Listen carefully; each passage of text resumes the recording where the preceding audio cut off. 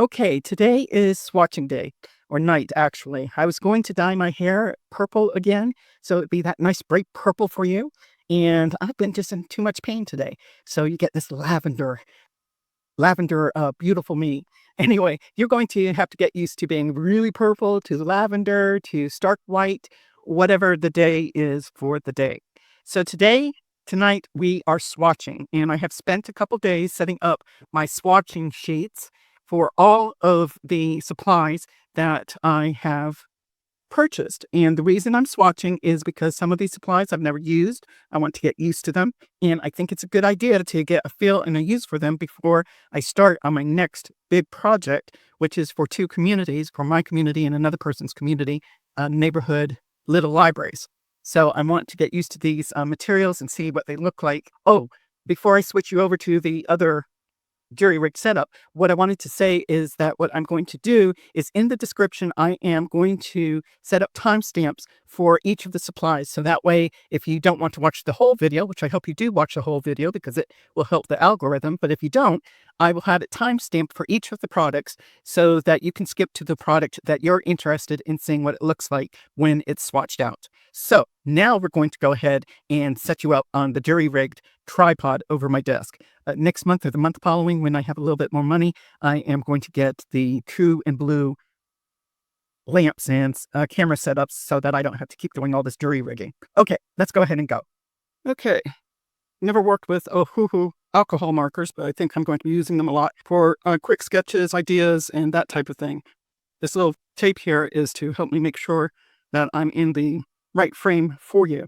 And what I'll be doing is in some places I'll have voiceover. I'll speed up the video as I go along, and I will also probably try, if I can, find some of my old photos of the artwork that I've done in the way past, in the 1990s and the early 2000s. I'll also try and put some of that up if I can get to access my poor main PC broke down because I tried to upgrade it to Windows 11 and it gave me the black screen of death.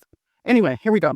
So these Ohuhu markers, which the ones I got, because I really wasn't interested in the chisel chip, is I got the brush end and I got the fine end. And I think what I will do is with the fine end, just do a few strokes so I get an idea of what that looks like. This is the sunflower. And then the brush tip. Oh, nice. It was kind of nice doing this. Setup by hand because right now, as I said, my PC is broken down and I don't have immediate access to my printer. Anyway, it was meditative doing all of this, setting it by hand. And what's nice about these Ohuhu acrylic markers is the cap. The cap also goes on the end nicely, so I'm not going to lose it. This is barium yellow. Nice. And I'm not having to put any really hard pressure on this, which is really nice. I'm not worried about whether or not I'm going inside of the lines or outside of the lines or not. One thing I also have keep hearing on other creators' videos, make sure you hear that clip when you close the caps. Otherwise, any markers are going to dry out. We're on to Quince. I'm assuming that's how it's pronounced. It's a little bit shaky today. I think it's shaky because I'm in pain. Not in as much pain as I was this morning. Man, it wasn't butcher knife stabbing pain, but it was steak knife pain. Did not like that. Had to take some over-the-counter medication. This is Rouge Orange. Oh, my hand's really shaky today. Probably at this point going to speed this up. We're going to dark yellow. Going to speed this up and go into a voiceover so that you can still watch everything that I am swatching, but this will be a little bit faster for you. Oh, also, the number is on the end here. So I put them in, obviously in order by they sent a swatch with it, but it was too tiny. I wanted a bigger, obviously, rather than a tiny little swatching card, I wanted something larger. So the numbers are on the end of the caps on both ends.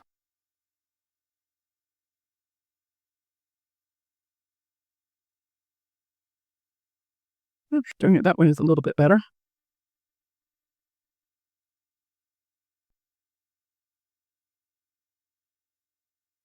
I love how strong these colors are. Doing it this way is a little bit neater.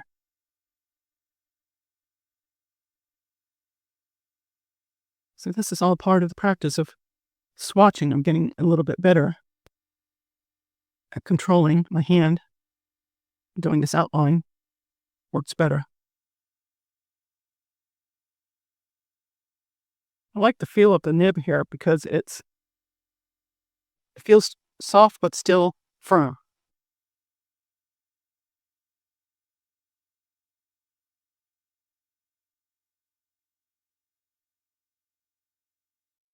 I'm doing this on cardstock. But here's the other thing of what's good about doing a swatching out. You can see what this looks like on the cardstock, but that doesn't quite match what the cap shows. So yes, I'm going to have these large swatches, which I'm going to put in a 3-ring binder.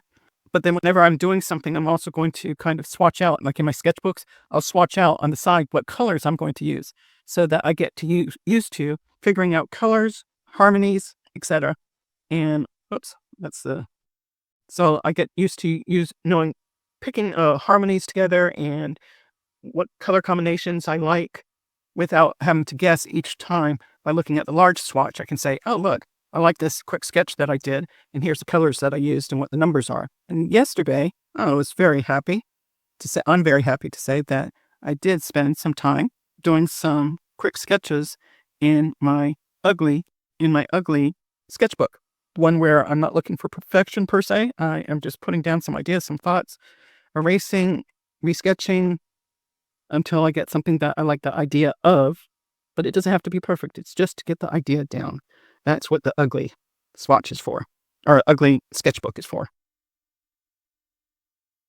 This is much better than the tiny swatch card that comes with the markers.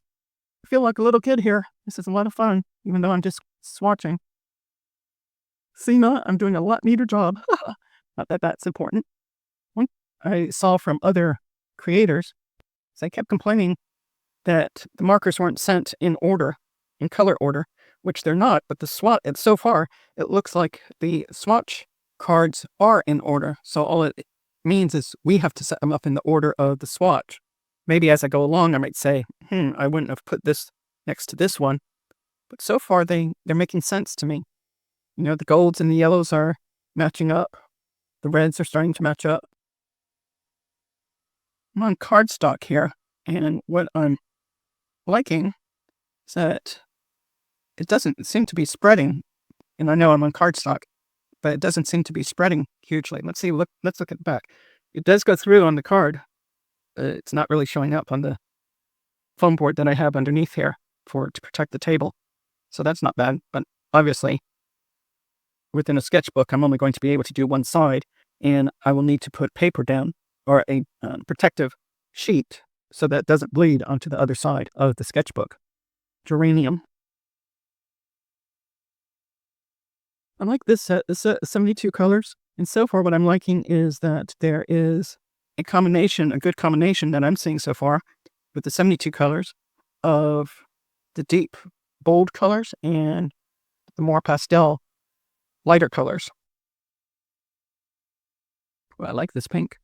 And I'm not a pink person. However, the person that I am going to help with their community little pantry library, their library is both food and books and toys and stuff, so it's a pantry library. Anyway, that person's favorite color is pink. I'm going to have to remember that and do something maybe with that color for one of that person's bookmarks or affirmation cards or the personal card that I'm going to make for the person. What I'm learning here is for control is just to slow down a little bit. Slow down just a little bit, and I will get control of where I'm putting the marker, and I won't get the over the line stuff. Not that going over the line is wrong. I'm just saying when I do real sketches and I need to control something, if I'm making something and I feel that I need to control where I'm putting down the color, don't go fast, go slower, be patient. And I really love the feel of these markers. I never did art with markers, but I have a feeling I'll be doing more. What I'm going to have to probably do after I do this pantry library community project for the person's community and my community is I'll probably do my own light fast test with these supplies, where I'll do the color swatch, divide it in half, put it away in a dark drawer somewhere, whatever the product might be, and then put one in the window. And I have a west-facing window, and it gets hot, and it's really strong. Where I'm at, it's really strong. and do it for 30 days and then see which colors completely faded a little bit, etc. And that will tell me for the future what colors I can work with that aren't going to do a major fade. And a lot of my art's going to be for myself and maybe taking pictures of it to do prints to help sell for community events, that type of thing. We'll see. The other thing I think that I liked about why I went with Ohuhu markers was that they do have refills for their markers. I don't know if it's for all their markers, but they do have refills for a majority of their markers. So that will save money. I'm not a pink person, but I am really liking these paintings. This is going a little faster than I was anticipating, which is a good thing. Other people said, creators were saying, I don't know if it's because it was when the markers first came out, but I'm not understanding why they were a little confused because they didn't understand the numbering system. But to me, it's pretty clear. Y's are for yellow, R's are for reds, B's are for blue. If it's YR, that tells you the ink in there is a yellow-red. R is red. Where's another? There's another RP. That's probably a red purple. They kind of make sense to me. I'm not a chisel. I'm not a person that I don't anticipate my artwork, anything that I would be doing with markers, to require chisels, a chisel tip. And here working with this, I still don't anticipate that anything I would do would require a chisel tip. So I think if I order more alcohol markers through Ohuhu or any other company, I am going to stick with the fine tip and a brush tip. Numbering system makes sense to me. What they may have been talking about is the layout of the colors. To some people didn't make sense. But so far to me on this 72 set combination, it's definitely making, whoops, out of the lines. It's definitely making sense to me. I like this color. Aubergine, probably saying it incorrectly.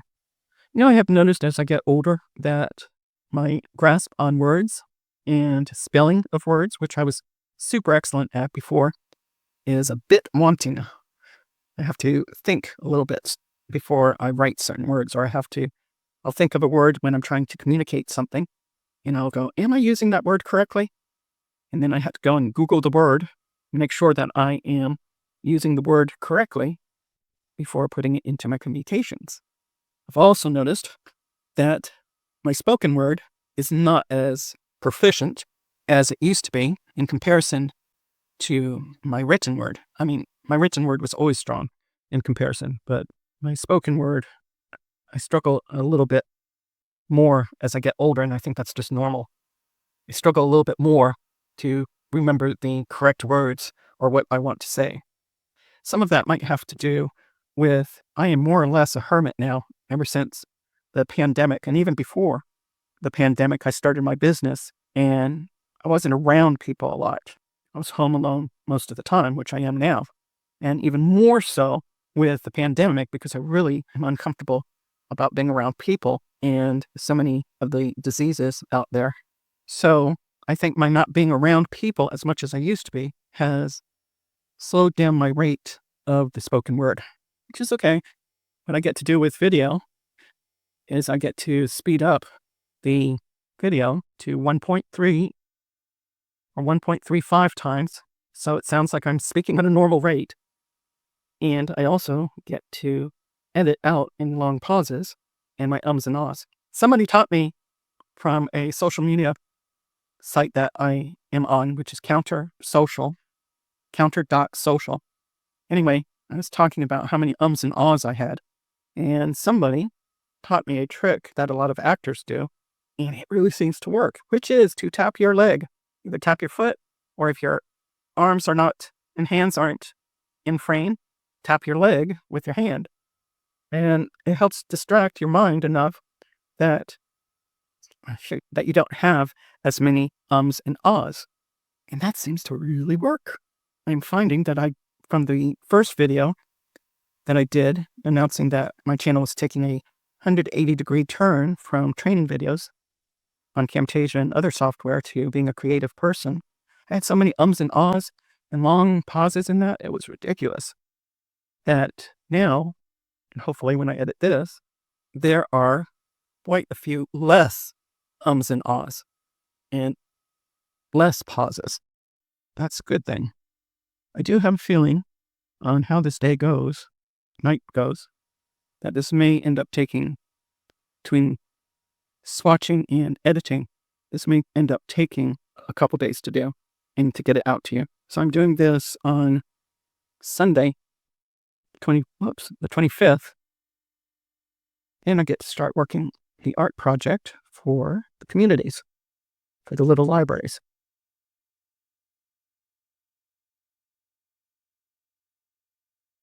See, one of the things with this creative journey of mine is I am really not into doing the hustle and bustle to make money still. Hopefully, I'll be able to keep going that way and not be worried about having to do it. I'm just going to live a poorer, less commercialized life.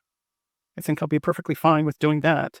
But the thing that I want to do, since I can't do and don't want to do as much of the activist work that I used to do, which wasn't huge in comparison to what a lot of my friends do, it's just not, one, I don't want to be around that many people, and two, it's not conducive to my mental health.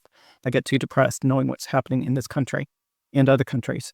So I still want to be able to do something. I want to be able to give back in a way. And that's how I'm looking at my art.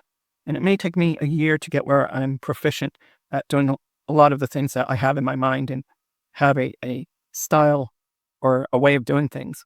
But what I would like to be able to do, get to some point, is to do things like what I'm about to do. Fill up community little libraries with bookmarks, affirmation cards, things that help people to stay positive about their lives, especially in times that are very hard, such as now. And also to be able to do art that I can give to various charities that are trying to raise funds for their charity with events. So maybe such as silent auctions or auctions of my work without any aspect or concern of making money off of it. How am I going to be able to support that? We'll see. I'll find a way. I have enough supplies to last me for a while. One thing I might be able to do, which I've already set up, is I'll have a wish list. Set up a wish list with Dick Blick, and I have it posted in the description below if you want to help my endeavors. But the main reason it's there is so that I don't forget what I want to get in the future and add when I have money as I go along. You can also support it by doing a cash donation to my PayPal me if that's what you want to do. But no worries. The point being is I'll find a way to keep myself in supplies so that I can keep doing art to donate to various organizations or various places to help out their organizations without expecting anything financially back, just to make people happy. There's not enough happiness in the world. One of the things that makes me think of is way, many years ago, and I cannot find it now. There was a program, something like 60 Minutes or one of those programs like that, that they did a story on a Japanese woman who retired. And it just warmed my heart because she retired. And what she did was she decided to become an artist, and she did little watercolor art of birds and florals, etc. And she would go to the park and do her paintings, but she would lay out her paintings that she had, and they were free. Whoever walked by could either take one for free if they wanted it, no problem, take it for free, or if they wanted to give a little donation, she had a little bowl out there, they could do a donation, but most people took things for free, and it gave her joy to be able to give away her little paintings, her little watercolors for free. And that's what I want to do. That's how I want to feel, that I'm not doing this just to make money or to make money. I'm doing this to make people happy. And if people want to donate by getting me supplies or donate to help the channel and with cash, and then I can get the supplies myself. And that way I can give to organizations, to charities, help them with my art, if that's what they would like. And also go to the parks near me and do the same as that, older Japanese lady that I saw years ago on that program. Just set stuff up in the park and put out my little paintings of watercolor or whatever I'm doing. And anybody who comes by can get it for free. And if they want, they can donate. But that's not what the focus will be. The focus will be helping other people to feel better, to be better. to be happier. In this world that is becoming harder and harder to find happiness, we really need to step away from the authoritarian governments. Start looking out for people. Money is not everything. We can help each other out. We all have our own talents and our abilities. We can help each other out. We can barter our skills for each other. My neighbors know I bake, especially I bake when I'm feeling good. And my neighbors know if it gets really tough that I will be baking bread for them if they need it. No questions asked. Need a loaf of bread? Not a problem. I'll bake a loaf of bread for you. Need some rolls? I will bake some rolls and share it with the neighborhood. One of my neighbors has individuals within her family that do a lot of construction and know a lot about construction and plumbing and all of that. I have another neighbor who is a nurse, so knows a lot about health and anything, that goes awry as far as a cut or anything like that. Before having to pay an expensive amount for a doctor, I can say, does this need stitches in your opinion, or can I glue it, or something like that? We're here to help each other out. That's what I'm interested in. I already did the hustle and bustle to put a roof over my head and a car to drive and food on the table. And no, I did not make millions of dollars, hundreds of thousands of dollars, but I've lived a pretty decent life since I started my own business. I was in business for 21 years. And until the end, it was busy most of the time. The only time it slowed down, really, was when the pandemic started. And then everything kind of changed after that. Clients changed. They had their own stressors, and they had their own things that they had to deal with. And their businesses changed, which meant my business had to change. They retired, and eventually, I decided to retire with my last client. Doesn't this look pretty? Doesn't this swatching card look pretty? I can already tell that when I swatch everything, and down the road, years down the road, I will open my 3-ring binder and just look at the swatches. All this color, it makes me happy. This marker seems a little bit dry. This one seems a little bit dry. This Sugar King, see there that it's very, very light, and all the other colors were darker. Now, that particular marker was a little bit dry. There's a lot of greens here.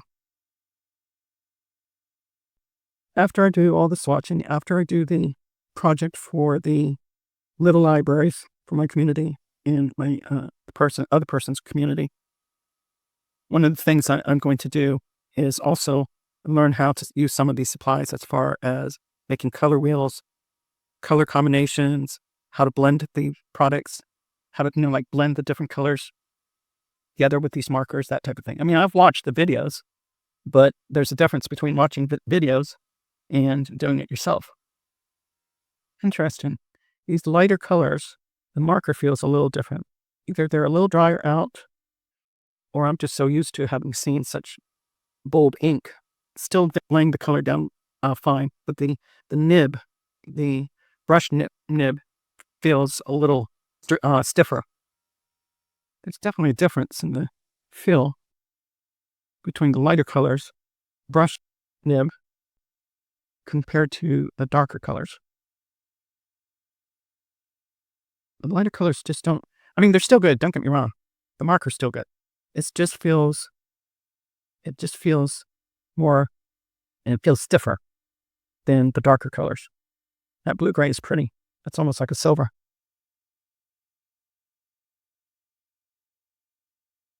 Yeah, definitely a difference in the nib between the really light colors and the much darker color. The darker colors is just a slight, and I'm talking slight, difference in the softness.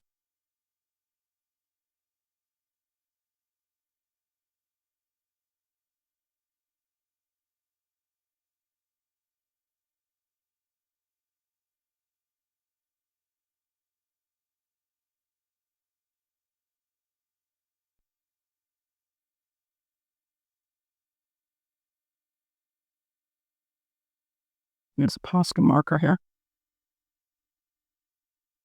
Don't you test here? I will be testing out the POSCA markers, but I just did a test on the white. There was bound to be a mistake there somewhere, especially with this amount of markers. What I like is, even though that it might look a little streaky when you put it down once it dries, a lot of these colors are very solid. One thing I'm learning more of this go around of dabbling and becoming a creative person, which now that I'm retired, I'm going to completely devote myself to, is learning the difference between having the same color, say a gray, and having a warm gray and a cool gray, and what that looks like and how that is different and how they interact with each other, each of these colors. You never realize that. I don't remember realizing that when I was experimenting and trying to dabble in being a creative person in the 90s and early 2000s. This is all the stuff that I am looking forward to learning.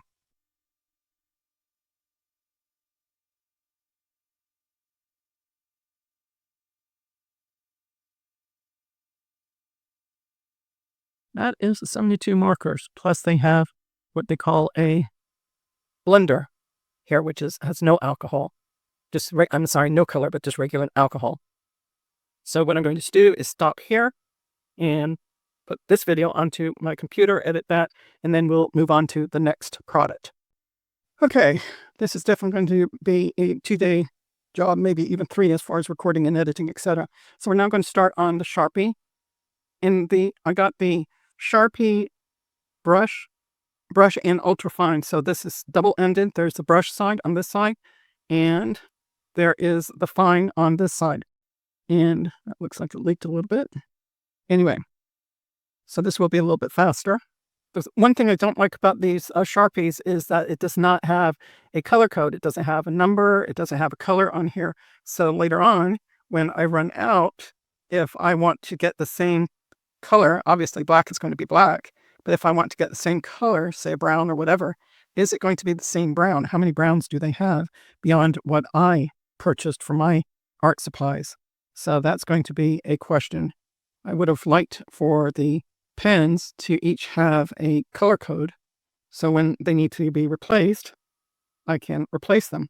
This bothers me a little bit that there's that black ink around here, and I didn't do anything as far as working with these pens. Good. I think this is going to be a nice maroon. A little bit talked out from doing the Ohuhu markers. So I would love to know in the comments below if you like this format that I'm doing with my videos, where it's real, it's raw, it's not scripted, and I'm just saying whatever comes to mind in the videos. Do you like this format? I mean, honestly, more than likely. Whoa, what happened here? Okay, that's interesting. No, that's very interesting. I put it on the end and it seems to be stuck. So how am I going to get this unstuck? Let me do this. I like that, but okay, so pay attention to that. You can't stick it on tight. If you get these, it's going to be better to go ahead and put the brush off to the side like this, rather than sticking it on the end, because the end, it could get stuck. And look how that is showing the purple there. That I'm not too fond of. Let's see how this knits one is. Let's see how this purple shows up. Okay, I'm not going to stick it on the end there. We just learned something, didn't we? The brush nib is nice and soft. It's not as firm as the Ohuhu alcohol markers, which is fine. I like it. This bothers me a little bit because this tells me there's a little bit of a leakage with these pens, because I have not done anything with these pens. It's just been in the shipping. So there is a leakage of some type on the fine tip end of these pens, because this is the third pen that has had some of the ink at the end of the tip. So see the next one, if that's going to be the same case. And here's a good example. Let me put my glasses on here. This color and this color are very similar to each other. So if I ran out of one of these, how am I going to order online unless I go to the store and make sure I get do I call this maroon and this pink? do I call it, some other name that Sharpie might have for it? Okay, let's see how this is. Yep, same thing. Look at that. There is some type of leakage on the fine pointed end. That I'm not happy with. I mean, the pen works fine, but my concern is, does that mean that the pen will eventually dry out because there's some type of leak there? I'll always have to make sure that I have the cap on the end. So those are the two downsides for the Sharpie brush and fine tip pens. One is you cannot put the cap from the brush end on the end of the pen on the fine tip end because it will get stuck. And then second is it looks like the fine tip of all these pens, look at that, of all these pens are leaking. That's not good. There shouldn't be any ink on there, on the edge there. Hopefully it'll still work fine. It won't dry out. I don't see any problems with what I'm doing as far as the drawing, working with the fine tip. Will that mean that's going to dry out faster? I do have to say whoops, I almost did that again. I do have to say that there's only a slight odor. You do smell these, like they have the same Sharpie or odor that they normally do, but it's not as strong as I remember Sharpie markers being from many years ago. Same thing, we haven't found one yet with the fine tip edge that does not have a leak. Sharpie, you got to look into that. Got to handle that. There should be no leakage around the edge there. No leakage. And they are leaking slightly. Also, Sharpie, it would be terrific if you would put a color code on the markers, because I'm not sure, unless these are the only colors you have, and I doubt that's going to be the case. I would have to look it up. But I'm assuming that these are not the only colors you have, and that you are going to have other colors. Either you have them now or will be having them. And there should be some type of coding so that when we reorder, it's easy for us to say which blue that we want to order. Is it a teal blue? Do you call it a teal blue? Yep, this one still has the ink. See? And Sharpie, why are these leaking on the fine tip ends? That shouldn't be what's happening here. I do like how these pens feel. And I have a feeling I will be using these on some items other than paper on canvas. Such as maybe the door to my... Look at that. Look how much ink is there. Sharpie, Sharpie, Sharpie. That should not be happening. Look at all that ink. These are the first time I'm opening these. I have not opened these at all. None of these products are, as I said at the beginning of the video, or I put up in the video, none of these products are sponsored. And more than likely, I will never do a sponsorship. Shoot, there I go again. And it did it again. It almost stuck. I will probably never do sponsored videos because I'm not interested in that. I'm not interested in having to say anything specific about a product if I don't like it, whether I like it or if I don't like it. I don't want to be forced into having to present a product in a specific way other than my way. But I will review products like I'm reviewing this, and I will be honest. And I won't do things like clean up the pen first and then say, hey, look at this great pen.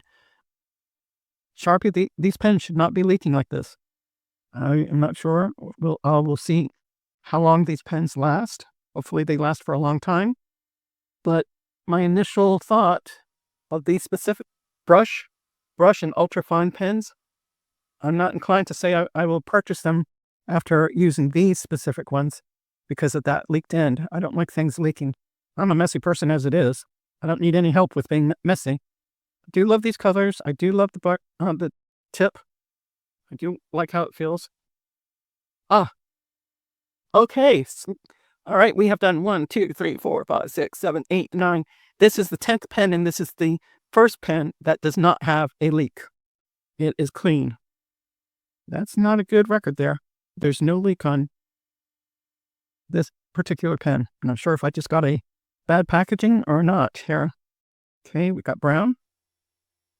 All right, really, I'm going to have to not up my game, but probably take a checklist of things to do when I'm going to record because I'm doing things differently now with the cameras and lighting and all of that is different. And I forgot on the first part of this video when I was doing the Ohuhu to turn off my overhead lights in this room. This one's leaking too. So far, we only have had one that has not leaked. Sharpie, hello. It's not a good look. This one's also dragging a little bit. Anyway, I had left my overhead room light on, which is not good for lighting overhead, especially if you're a female. But also, that light's incandescent and everything else I'm using is daylight lamps. So that may be partially, if you see a difference in the lighting, that may be partially what it is. Okay, now we've got yellow. Interesting. The nib feels different on this. Firmer. And yep, you can't see it as well, but it is leaking. So out of 2, 4, 6, 8, 10, out of 12 pens, the fine tip end of each of these pens were leaking. I think that's something to pay attention to, Sharpie. I would be hesitant to purchase again. I will see how I use those, but I'm going to be hesitant to use these. Buy them again if they keep leaking like that. The brush end did not leak at all. The fine tip end did. These are POSCA markers, which I've never used. So I've never used in art. So I did use these, use a couple of these white ones just to fix a couple little boo-boos I made when I was setting these up. So I am used to starting these, shaking these, and getting these started. So the whites I have actually tried. And I've marked the different size of the nibs. I like them. I'm kind of looking forward. One of the things I'm looking forward to doing is learning how to do mixed media art. Everything that I did prior was acrylics and oils. Barely any drawing except for the past year and a half. I drew with only a ballpoint pen and really cheap paper. So we can see the difference in the pen nibs. I have a feeling, I like this. I have a feeling I'm going to end up buying more POSCA markers. I'm liking these so far. So, yep, this is the yellow. I guess I shouldn't. I don't know if you saw my oh, that's right, I gotta pump it. There it goes. I'd used to that. So these are, what size? Everything on these are the size 1.8 to 2.5. The rest of these. I don't know if you read my post. I'm trying to get used to the community posting. And I had posted, I've never worn aprons when I did practice dabbling with art. And I ruined so many clothes. So now I have my apron hanging on my door so that I will always put it on. And I put in my comment in my post, in my community post on YouTube, that it was really funny because even though all I was doing was preparing these swatch cards, that it was kind of, this is the mundane type of work to do, the swatching and everything, is that it was making me feel like I was an artist because I was always putting the apron on, even though I wasn't really creating, I'm not really creating art specifically. That looks really nice on the background. I have a feeling what I'm going to end up doing, because I like that so much, is I never bought any black paper or other, paper color other than the white or off-white. So I have a feeling I am going to get black paper, black gesso, etc. to create on. So I've always used a white substrate. And I'm really liking how that looks. Remember correctly, you just have to pump this once, get it going once.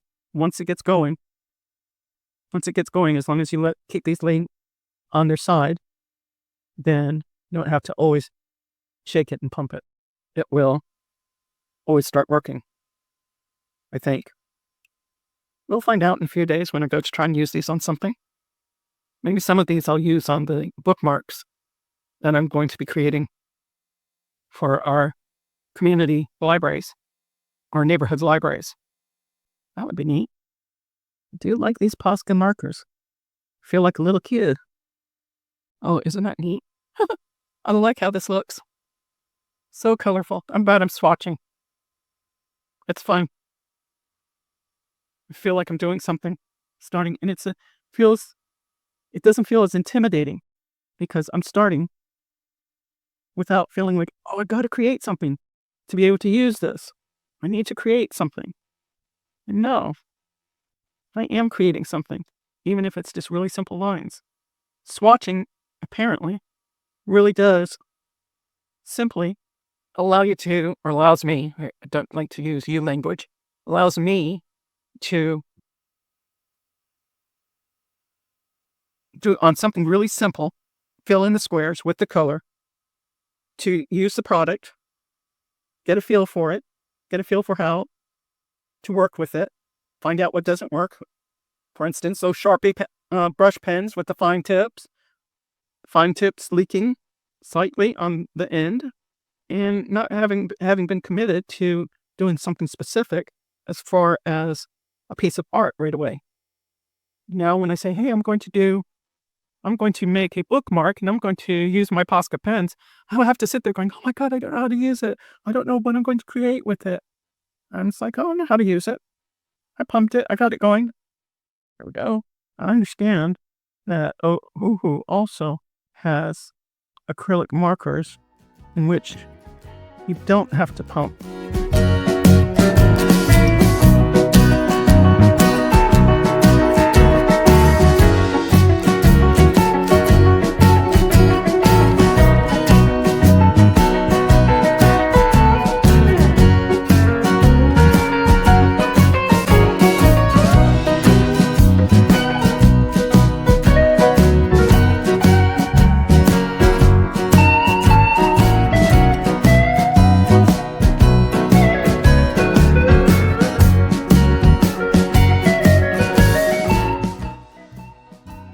This gray and the silver are almost close to the same. The silver does look a little bit more metallic, but over the black, I would probably do it one more time.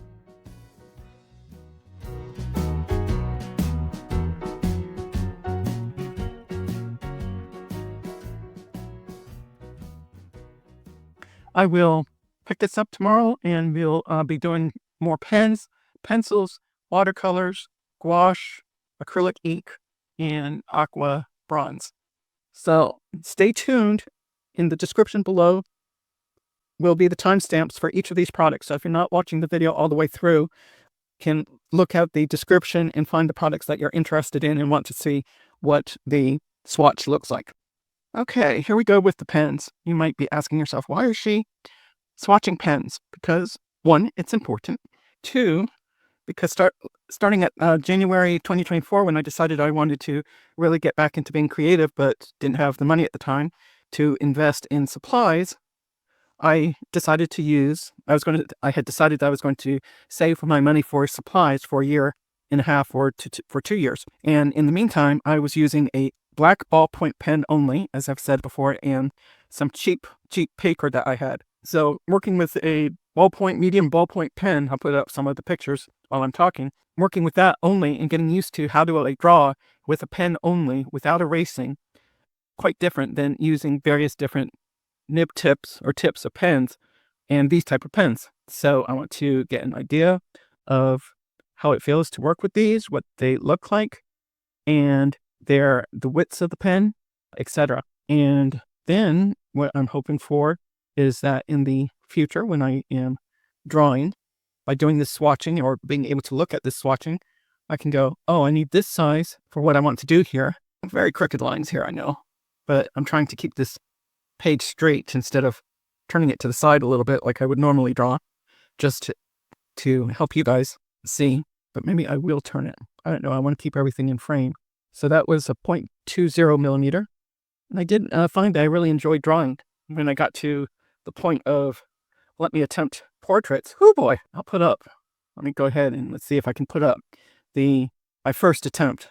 A lot of my first attempts, I did a lot of ripping up paper. I was so frustrated because I just was not getting it.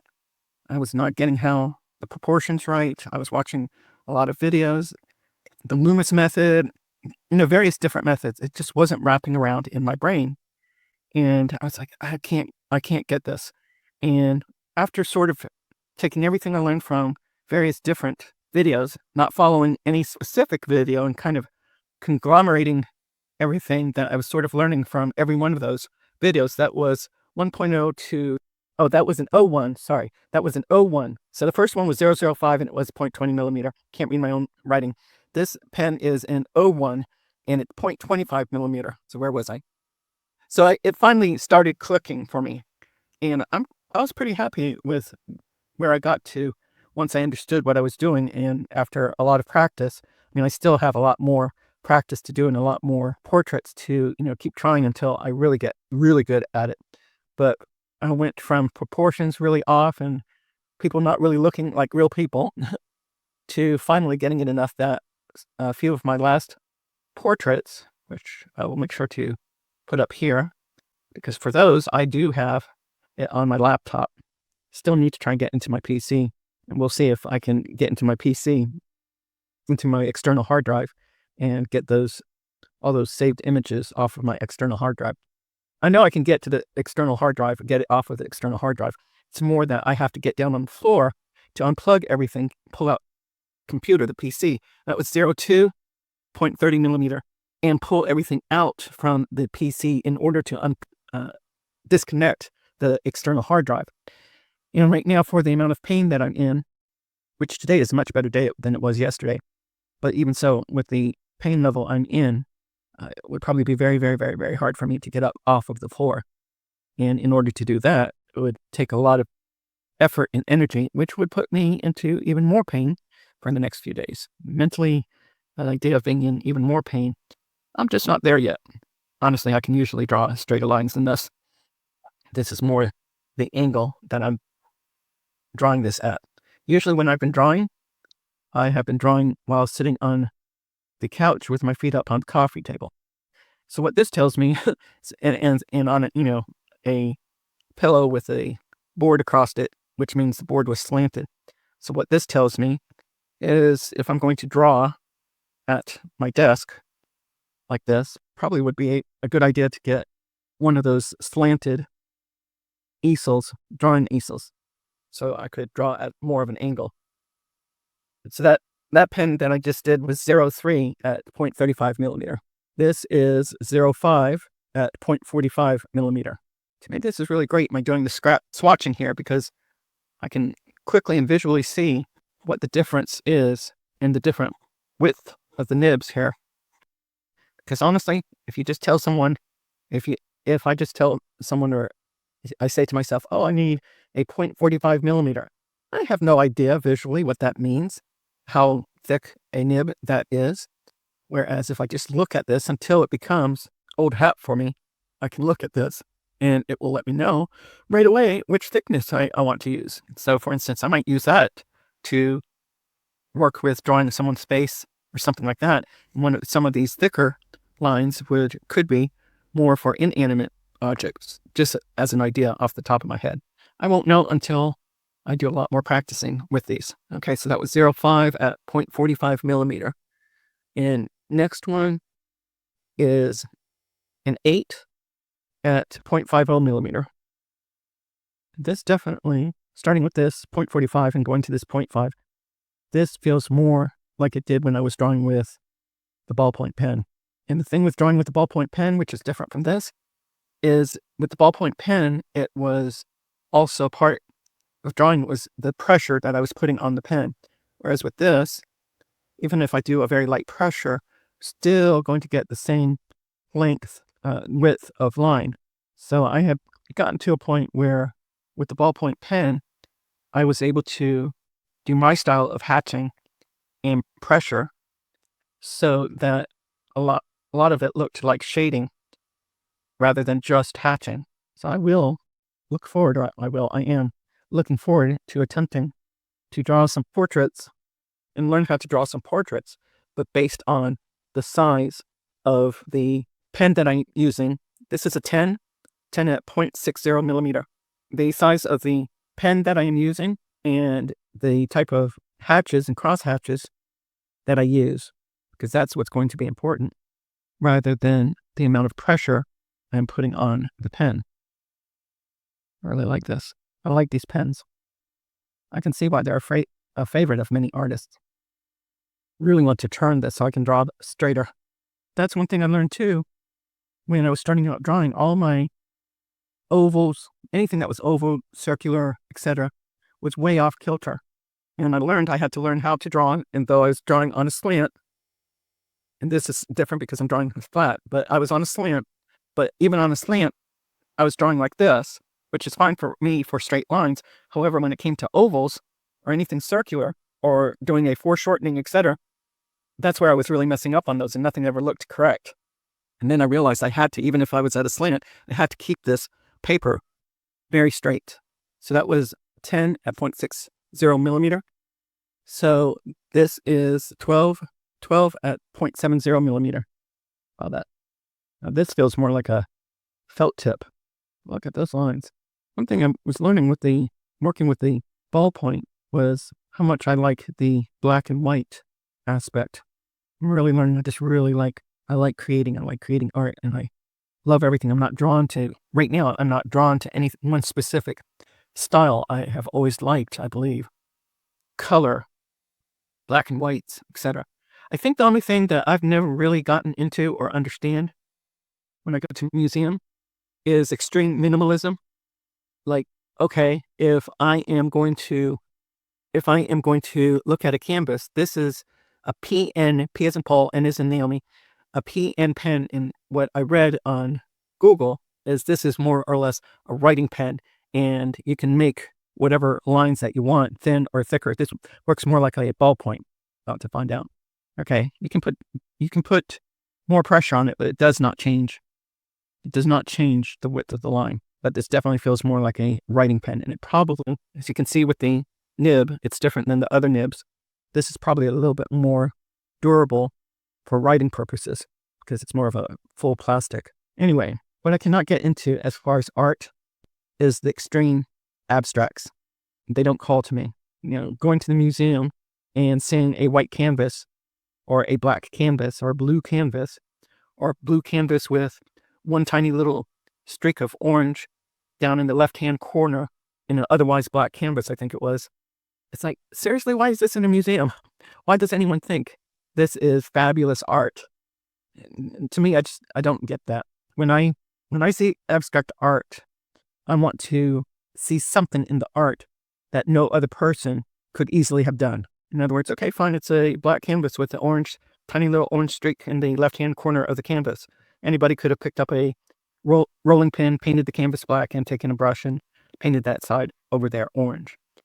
Whereas if there's something that is abstract, but it has all kinds of different colors, or it's just black and white or something like that, but there's an emotion to it, there's feeling to it, you can look at it and you can say, I can see images in it, or I can see buildings in it, or I in my mind and imagination can see something from it, then that's different.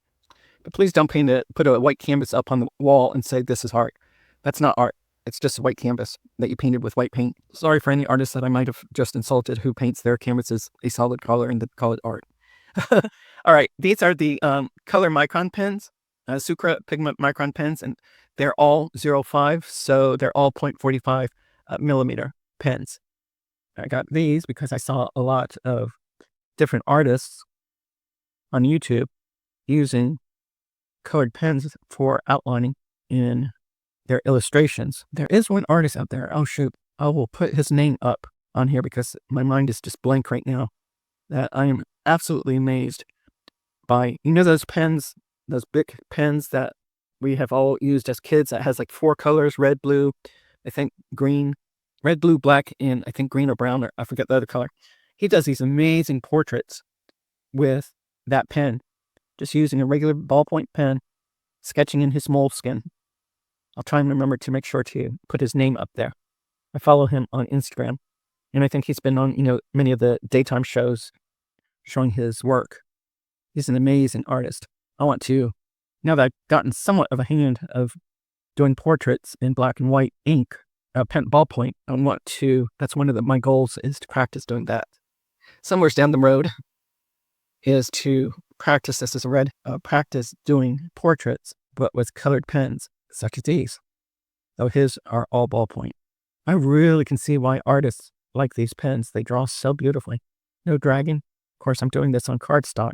I was trying to do this on rougher paper Probably would be a different case, but even so. The other thing too, which I can, whoops, I didn't do one thing, didn't do my dots. One thing I can tell is whenever I'm going to do some type of art, first thing in the morning or afternoon, I have insomnia. Though last night wasn't a matter of insomnia, it was just I was enjoying creating so much I didn't go to bed until I think it was 6 or 7 o'clock this morning. This is a purple. 6 or 7 o'clock this morning.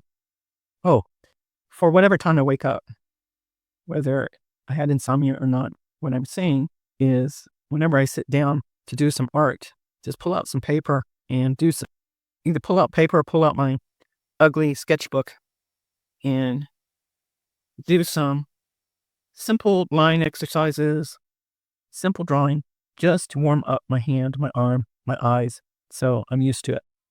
Because these, in comparison to when I first started out, are much better as far as control of the hand.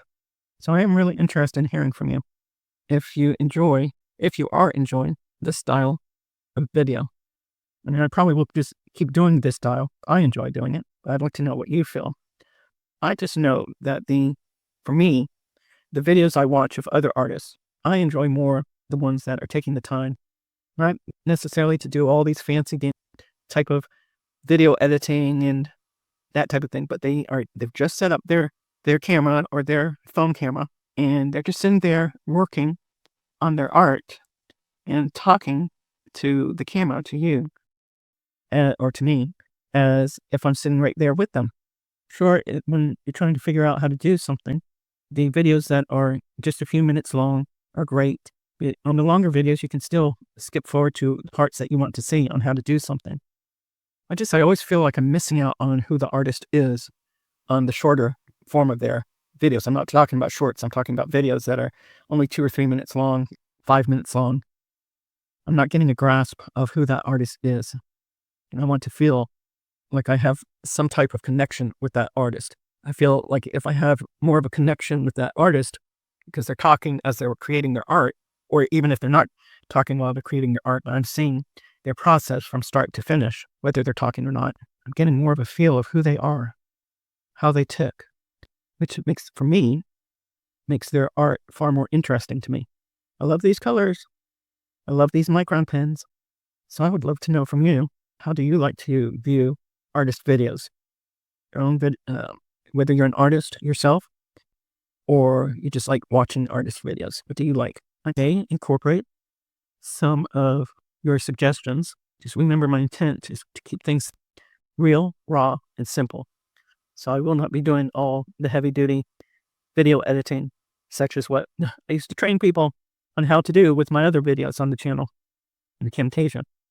How to use Camtasia in very creative ways for video editing, marketing videos, etc. I just want to know from you what you like about artist videos. How do you make a connection with the artist in the videos? Okay, these are the Sakura Pigma professional brush pens. They're all black, and this is a BB. Ooh, that's a very soft brush, very soft. Probably use this more as a calligraphy type pen. That's the other thing I want to learn how to do is calligraphy. Been starting to watch some videos on calligraphy. That's going to be a real learning process to learn how to do calligraphy, so it looks great. Right now, it's just going to be like handwriting. I like this pen. Very, very soft tip, so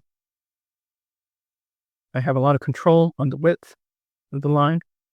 I can use just a very point of it. I can see that this brush pen, out of everything that I've used so far, it's going to be important what type of paper I use it on. It'll have to be Bristol paper or something with a very smooth tooth. Because if I were to use this a lot on watercolor paper or anything that has more of a tooth to the paper, that one would probably end up being destroyed pretty quickly. This is an MB, I'm assuming that is medium brush. You can see the difference in the tips here. So I'm expecting when I start using that one, it's going to feel quite different. It still has a softness to it, but it's not as soft as the other one. So I can still control to a point the width of this, but not as much as the other. I really have to press down harder to make a thick line.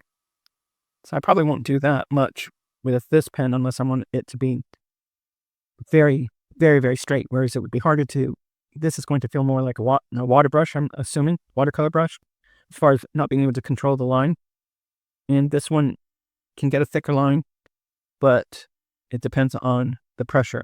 I feel like if I put too much pressure on the nib, then I'm going to end up destroying the nib.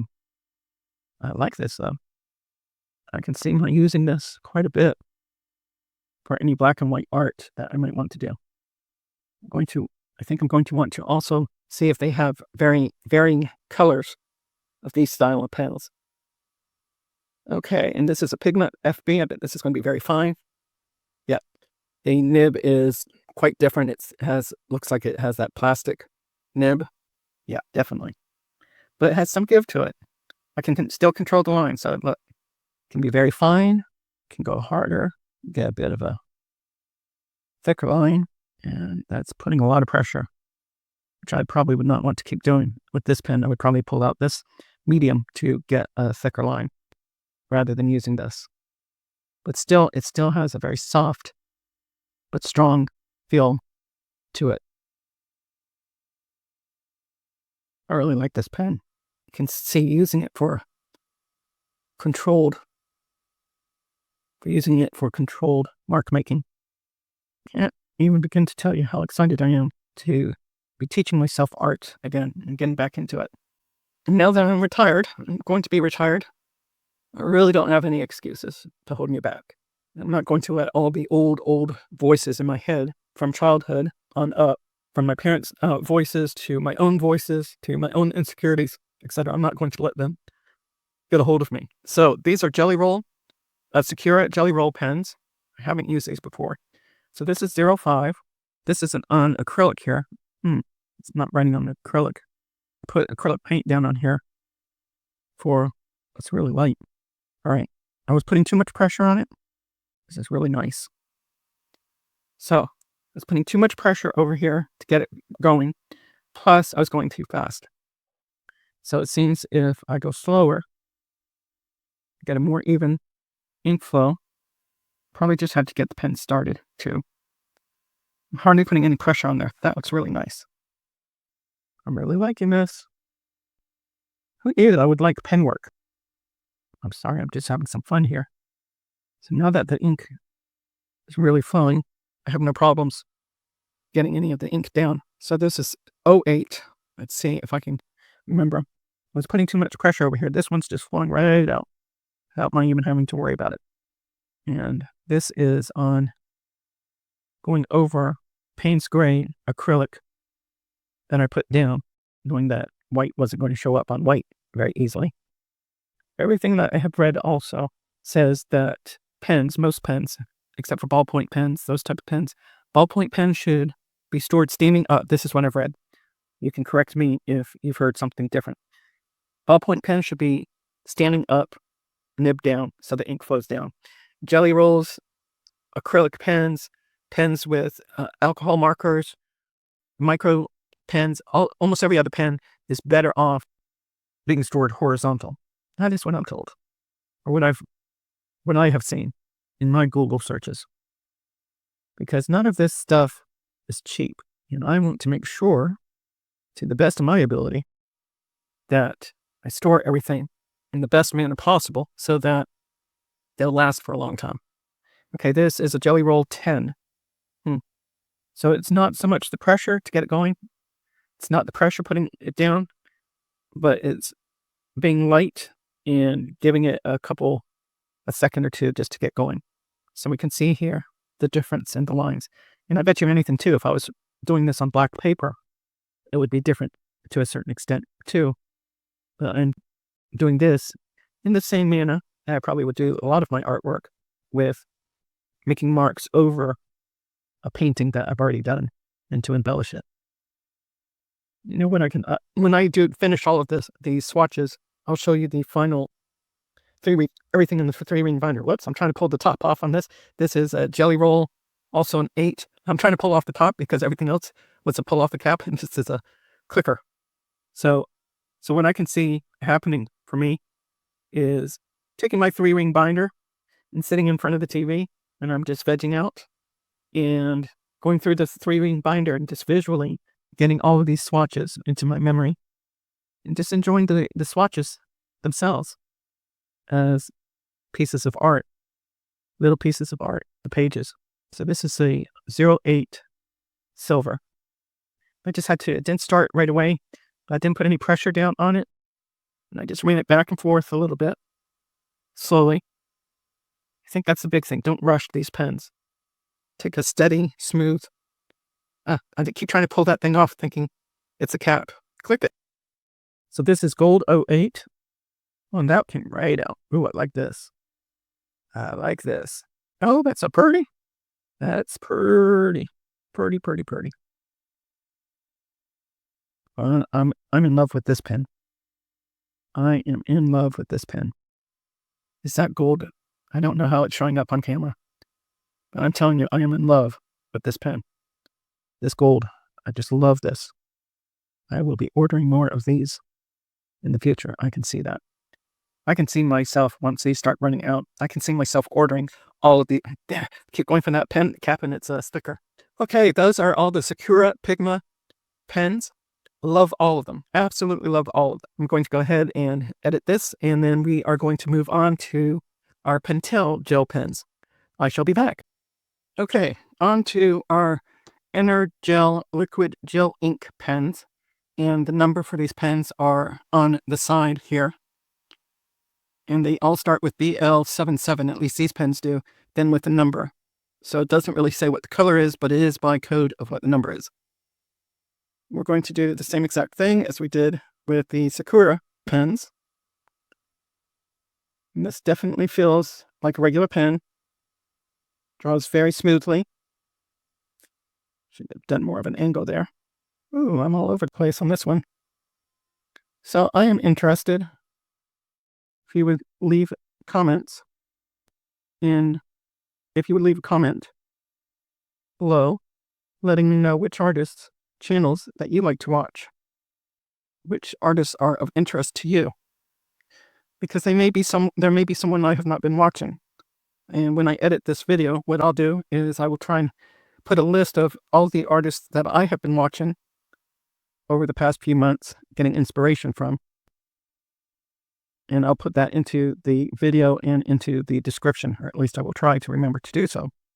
So if you could also let me know who you're watching, that would be greatly appreciated. Because I get inspiration, obviously, from other artists, and I learn from other artists. And I hope that some of you out there, as I move along in my journey, in my creative journey, that I will be able to also inspire you. We can all get back in this world to being inspired by each other and looking for the good in people and trying to help each other as societies rather than what seems to be the hatred now. I think we would all be in a better off place. We're all human. If we could all learn to respect and love each other and try and provide for each other for our basic needs. Basic needs are human rights. Food, roof over our heads, shelter, health, education, freedom from any wars, violence, etc. That would be nice. What I'm hoping for is through my art to be able to help other people. And occasionally, maybe, I don't know, I have ideas, I have imagery in my mind of, since I can't get out on the streets, either I can't or I don't want to. Not in this environment and not with how I feel. I don't want to take the chance of getting sick, but I do want to be able to participate, and I have participated by donating and providing support in other ways other than me just out on the street. Anyway, where was I going with this? Oh, with my art. I have images in my mind of some art pieces that I might want to do that aren't necessarily going to be pleasant fairy tales and fairies and flowers and everything like that, though I will be doing that also. But I have a lot of images, I guess I'm trying to say, in my mind. From the happy to the not so happy. I would like my art to bring happiness to people, to make people think on some of the pieces. I don't know. I'm just talking off the top of my head. Do you do that? Just talk off the top of your head, especially if you're by yourself like I am right now, even though I'm talking with you via the camera. But I do that lots of times. Just talk to myself out loud as a way of creating ideas that will come to me later. And the one thing I'm really trying to get used to doing is, now that I have my sketchbooks and actual books, is to write my thoughts, draw my thoughts down. I used to, when I was a kid, kept a journal, a diary. And I thought I hid it well, but I did not. And my mother found it and got really, really upset with me for what I wrote in there. Basically, I was upset with my parents for whatever reason. I can't remember what it was, but I was just writing down my feelings and how I felt. And she got really upset with me that I shouldn't be feeling that way, that I shouldn't think that way, etc. And I was put on punishment for what I wrote, for my words. And from that point forward, I did keep writing a diary, but I hid the diary even better than I had before. And I only wrote my diary in Greg shorthand, which I was learning in school. And I figured that way, since my parents could not read shorthand, if they found it, they wouldn't be able to read it. But I always made me nervous about writing anything down or drawing anything down around them, for them to misinterpret what I wrote, what I said, and punish me for it. Which also reminds me, I don't know how old I was. I think I was 7 or 8. It was after my grandfather was murdered. Sometime after he was murdered, and sometime before we moved to Puerto Rico for a year. I was just sitting there and was feeling something, and I wrote. So yeah, I definitely was 7 or 8, somewhere in that age range. And I wrote a poem about love. I can't remember what it said now. I wrote a poem about love, which I really liked. I thought it was terrific. And I went and took it to my parents. They were still in bed. I took it to my parents. And I was like, "Oh, Mommy, Daddy, look at this. Look at what I wrote. This is a poem about love." And they read it. And then they started yelling at me. And they said, You did not write this. You copied it. Where did you copy it from? I didn't copy it. I wrote it. No, you copied this. You can't write this way. You don't know how to write this way. And I said, "Yes, I do." And this was really, I did, because my parents were ones that were very good about making sure that all of us kids knew how to read well in advance of our ages, knew how to write, used proper words, proper English, proper grammar, all of that. But they could not accept that I had written that poem about love.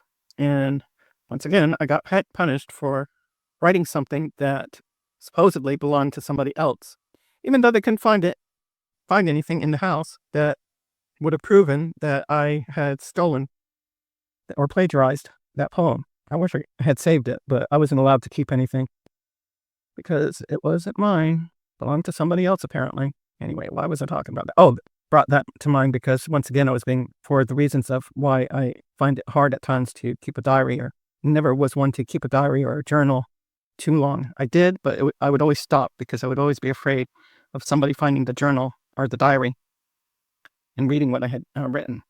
But that's no more. I live with me, myself, and I. So I will be writing and sketching in my journal, and I will be sharing it with you guys. And anything that's too personal, I will be keeping it to myself. I find it one thing I find very interesting and encouraging, having been in some Facebook groups, listening to some artists on YouTube, etc. What I find encouraging is learning. I'm not the only one that feels this way. I'm not the only one that feels insecure and is my hardest critic. And apparently that is quite a common theme. That is quite a common theme amongst artists. Artists seem to have a lot of angst. And that's probably what makes them artists in some form or another, in whatever form it is. I think that's why my parents were artists in their own right. My father was a burlap sculptor, and he supported the family for, I think it was 25 years as a burlap sculptor. And my mother worked as a executive assistant by day and was a actress by night at various dinner theaters and community theaters. And she was a very good actress. I mean, my father was a very good burlap sculptor too. His art, the art that he did, I really loved.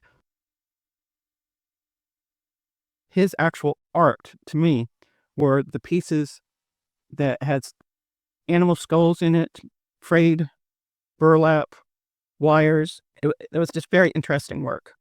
And I used to help him make some of the stuff, some of his sculptures. It was hard work. Definitely was hard work, and he worked hard at it. My mother was an excellent actress. She was really good. I would go to her plays and I would actually forget that many times I would forget that she was my mother. I would just see the character up there. So I definitely got the creative genes from them. And I think I also got from them the artistic or the artist's inks, because they had their own issues, obviously.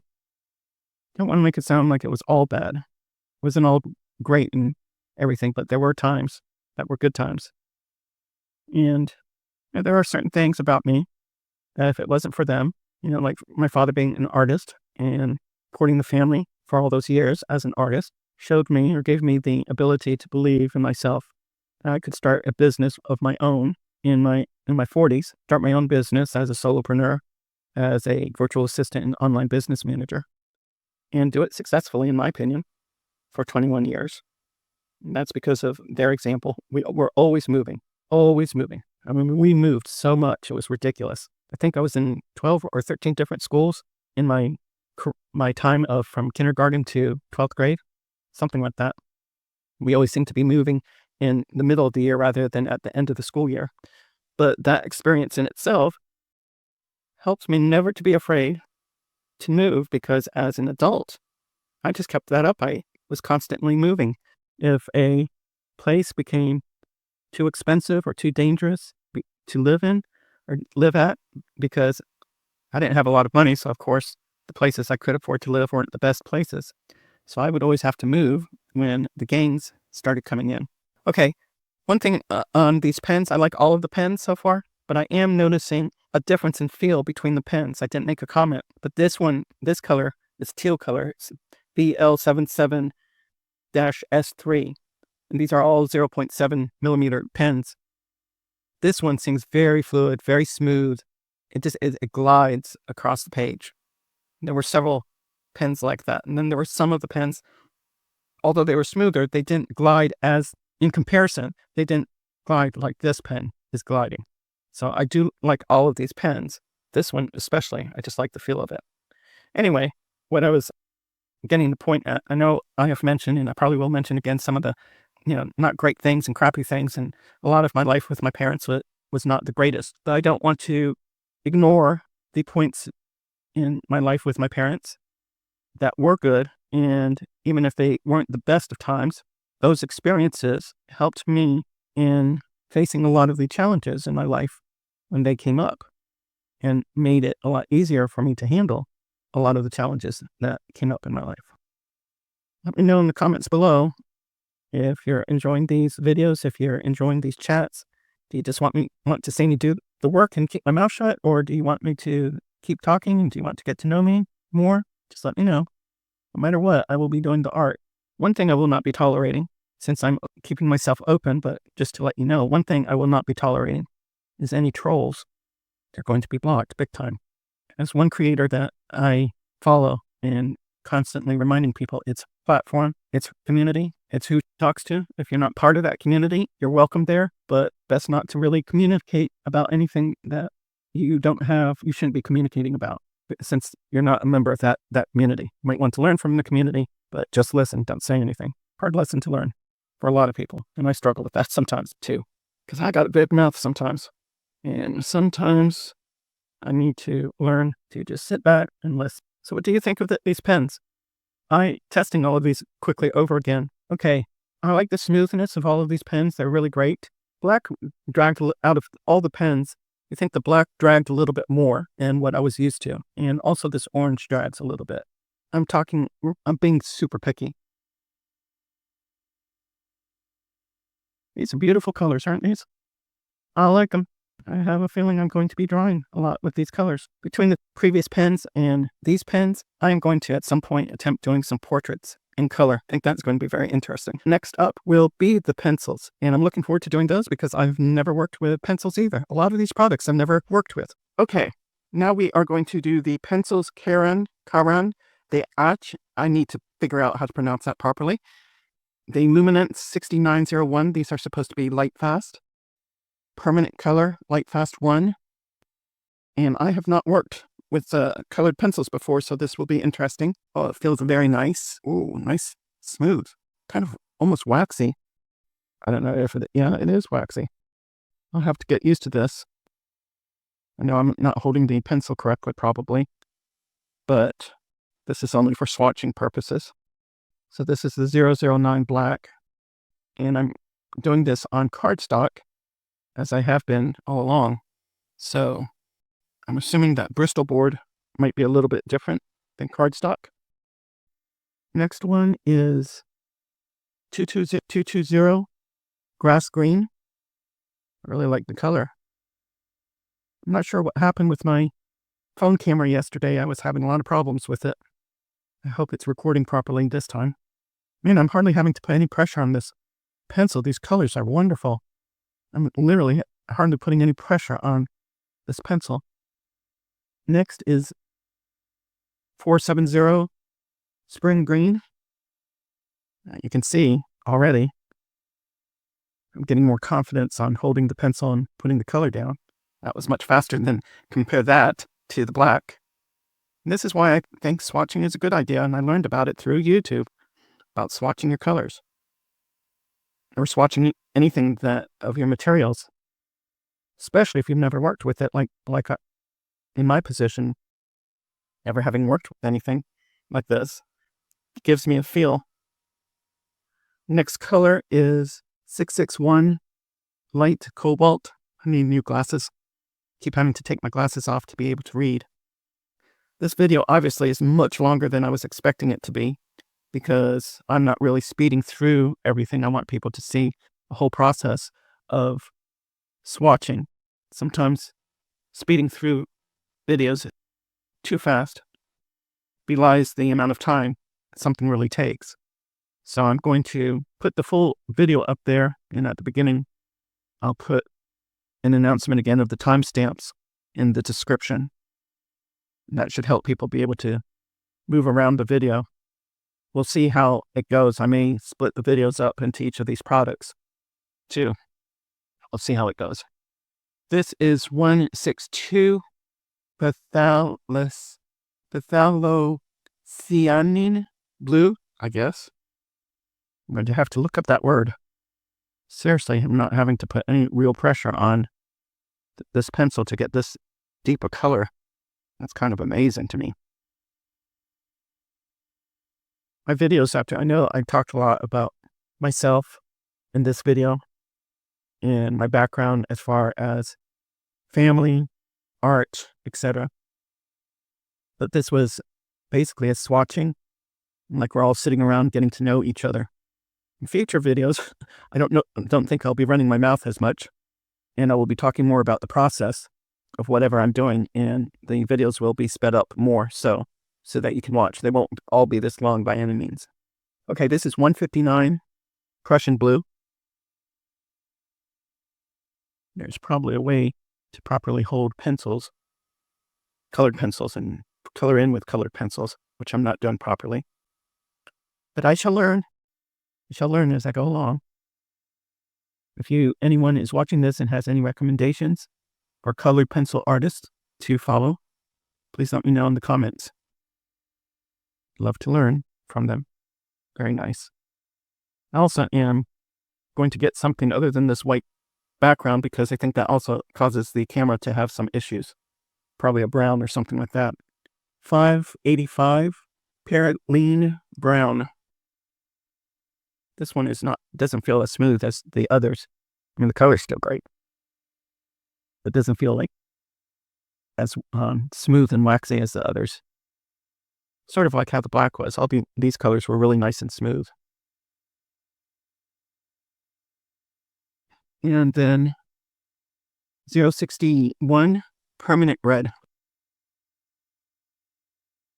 So far the black and the brown was still very good pencils. I'm just saying as far as how it feels in my hand and the laying down of the color, this seems a little other than the black and brown, the other colors seem to go down very smoothly. Oh, mommy, I went out of the lines. It's okay. Next one is 571 Anthroquinoid Pink. Oh, that's really nice. I'm hardly having to put any. See, that's where the big difference is. This feels totally different in comparison to the others. Very smooth. Hardly putting any pressure down. If you can't tell, it's early in the morning that I'm doing this. So I'm not talking as much. I'm more of a night bird than a late owl than I am a morning bird. But I could not sleep. I have not slept yet. That happens with me sometimes. 030 orange, just pure orange. No highfalutin long word for me to stumble over with my tongue.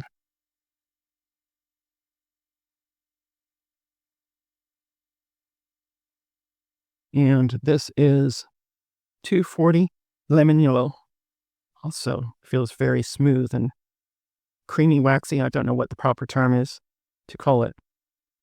In comparison to all the other pencils, all of them feel very creamy and smooth, but the black and brown are less so.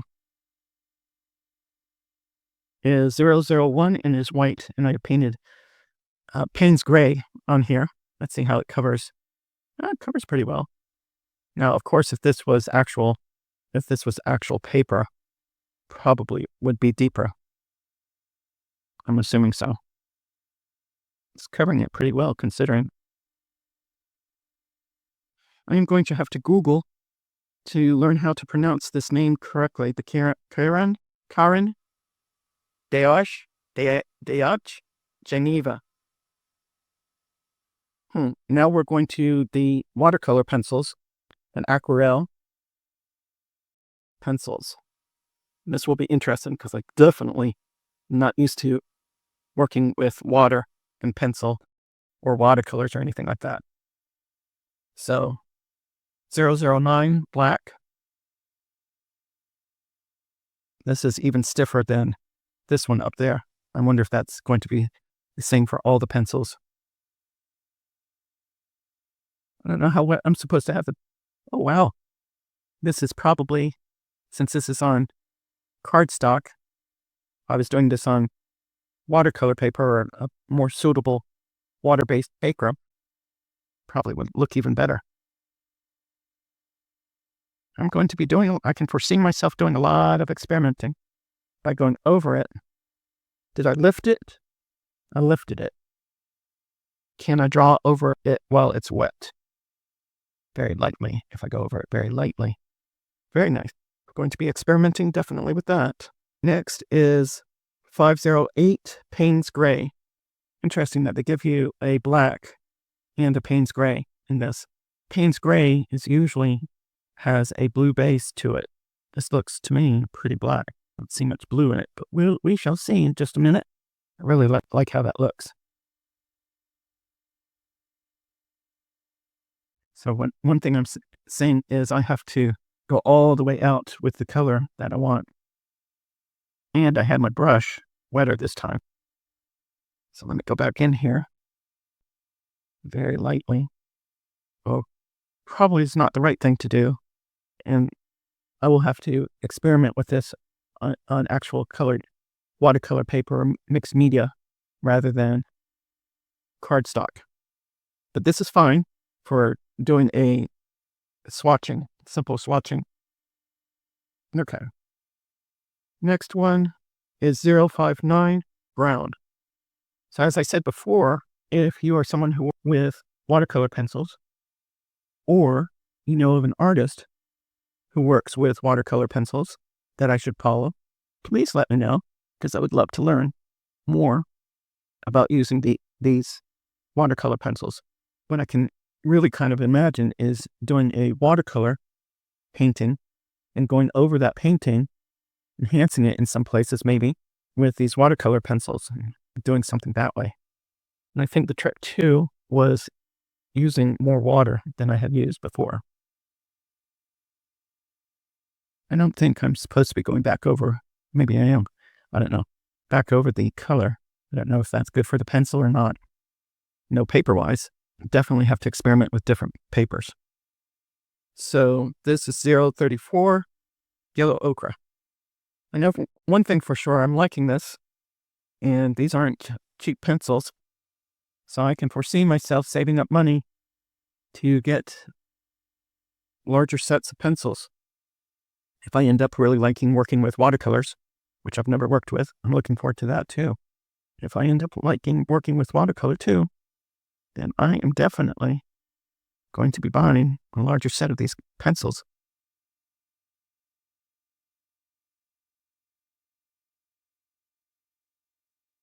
Next one is 720 Bright Green. As far as feel, these were above here regular pencils. Most of them were nice and very smooth and waxy, creamy type feeling. This feeling with these pencils are more in line with what I remember as a kid with colored pencils, a little bit more of a drag. And I'm assuming that's for the makeup of the pencil for it to be watercolor. And I'm definitely seeing that my thing, when I started with the black here, I wasn't using enough water. Because as you can see, the gradations, as I got more accustomed to using more water in my brush, that it becomes smoother. I mean, there's a definite line there. Saying that's still good to use, but if I wanted a really smooth transition, to use more water. Let's see, this is 710, that phytolocyanin. No, I'm not saying that right. Green. That doesn't look like green. The tip of that, does that tip look like green to you? That does not look like green to me. It is a type of green. Bluish green.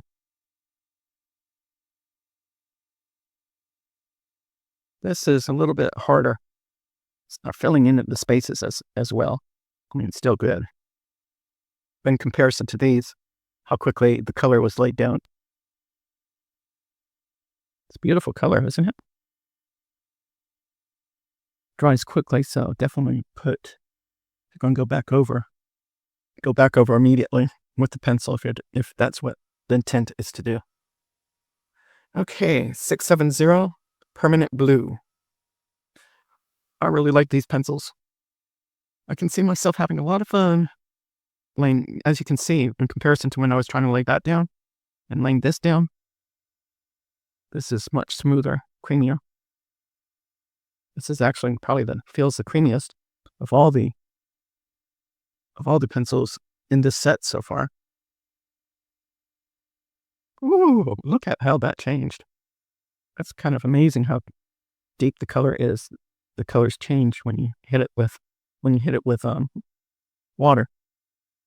Oh, that's very pretty. I have a feeling once I learn how to work with watercolor, I'm going to enjoy painting with it. I think I'm going to end up doing a lot of oil, acrylic, watercolor. I have a feeling I'm going to be doing a lot. I'm really excited. Oh, all right. Sorry. 640 Dark Ultramarine. Oh, this will be interesting. Okay, this is also very smooth. Laying down the color. I think this one was so far this. I'm not even going to try and say it. This green was the color that was the hardest to get a good lay down of color. It took more effort in comparison to these colors. All the other colors thus far. Boy, I bet you can really tell I'm not much of a morning person. Did a lot more talking last night. That's a paper thing, I think. Okay, the next one is 350 Purplish Red. And I can imagine what this will be like. Combining or mixing pencils, colors, and avoiding getting mud, but getting unique other colors.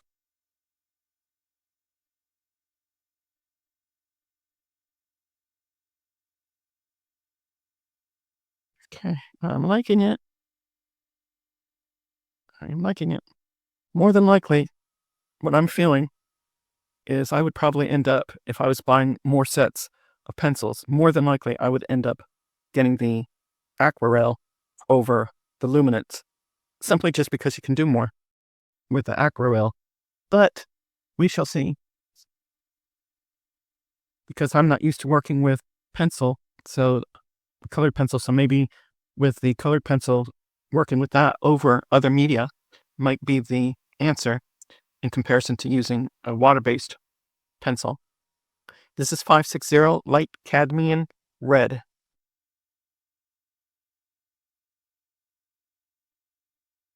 Oh boy, I'm starting to feel the no sleep.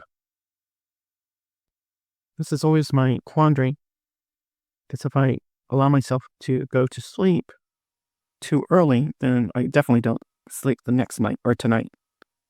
I can take maybe a 2-hour nap at some point, but I can't take anything longer than that. Otherwise, I won't sleep tonight. You might say that's cadmium red, but that's of course, it hasn't dried. That was more of a orange to me. A reddish orange. I love color. I really do. Okay, this is 530 Gold Cadmium Yellow. Ooh, this is nice and creamy. It's really funny how, depending on the color, how creamy the pencil feels. I'm not much of a science geek or enough of a nerd to really wonder why that is. I'm sure it has to do with the chemical makeup of the color.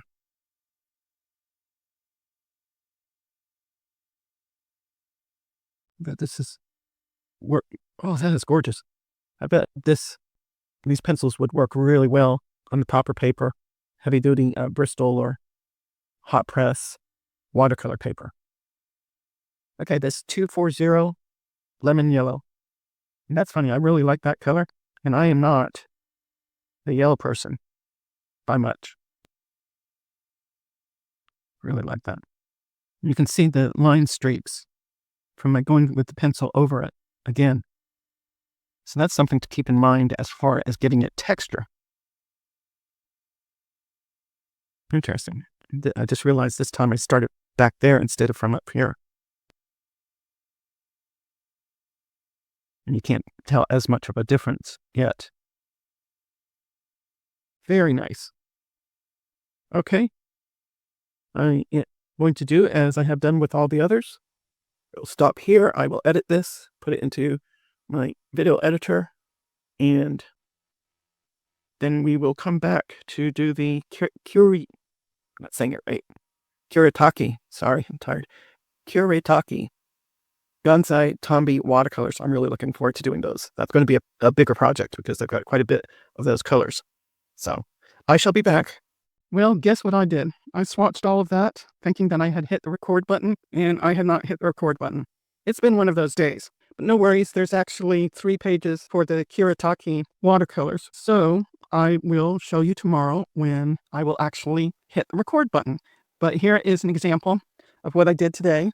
All of the colors, you can see that there's blooming. I've never worked with any watercolors at all. So these up here were going wet into wet.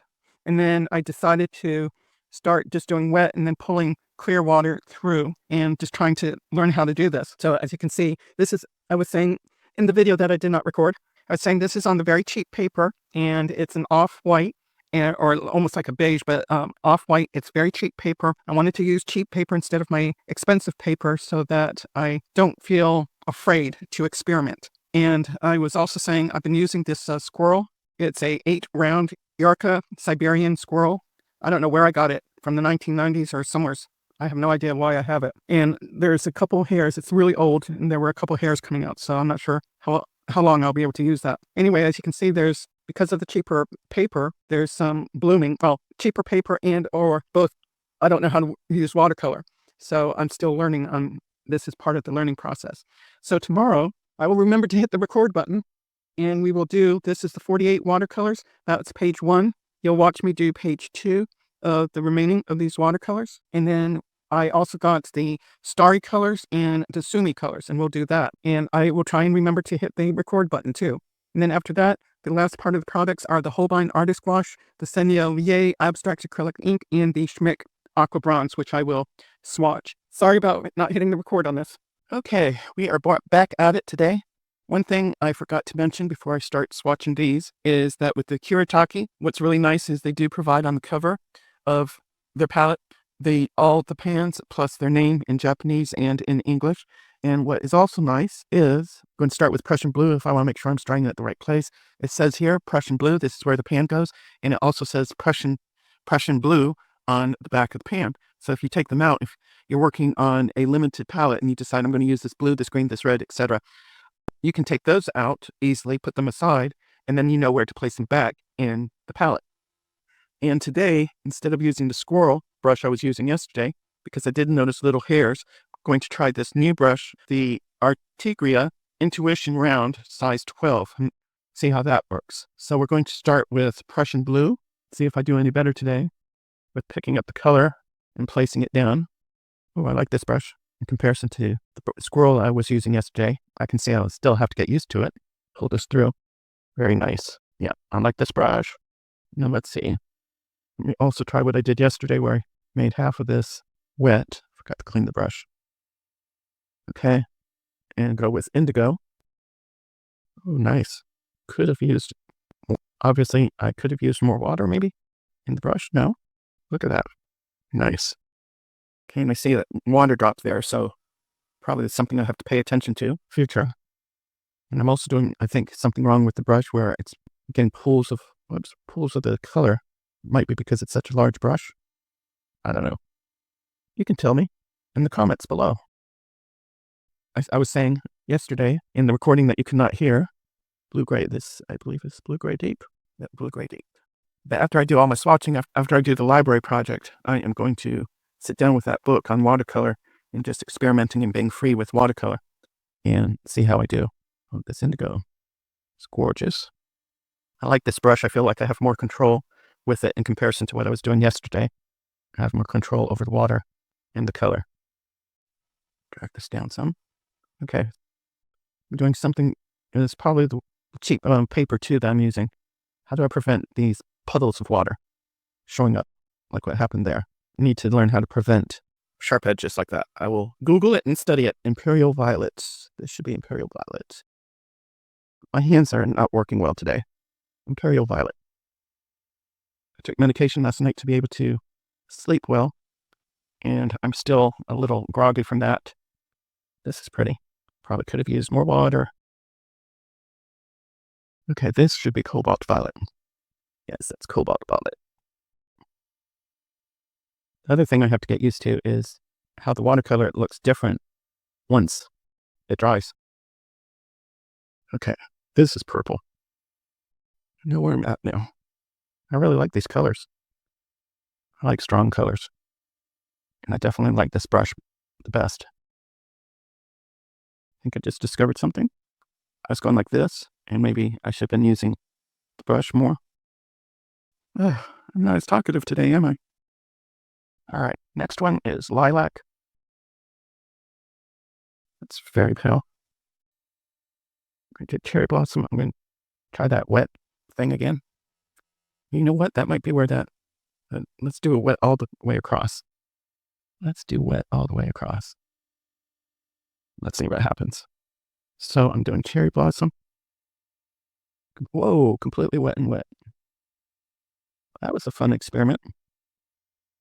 And as I say though, don't have as much control when it's all wet and wet, but that was fun. I'm not going to keep doing the swatching that way, but I can see having fun doing wet and wet on a really large. And I think I see what it is when I do dry into a wet and wet, I'm going to get more of a line there. Okay, so we're doing Rose Beige next. And I forgot to mention, I did spray down all these pans before I started with water. Obviously with water. Well, I don't know if it's obvious, but that's what I did. It's been a lot of rain past few days, and my back and legs are really feeling it today. It's very hard to move. My voice is deeper too. I'm noticing as I get older, my voice is getting deeper and deeper. I wonder if that's part of natural aging. Okay, this is natural beige. Not enough water, obviously.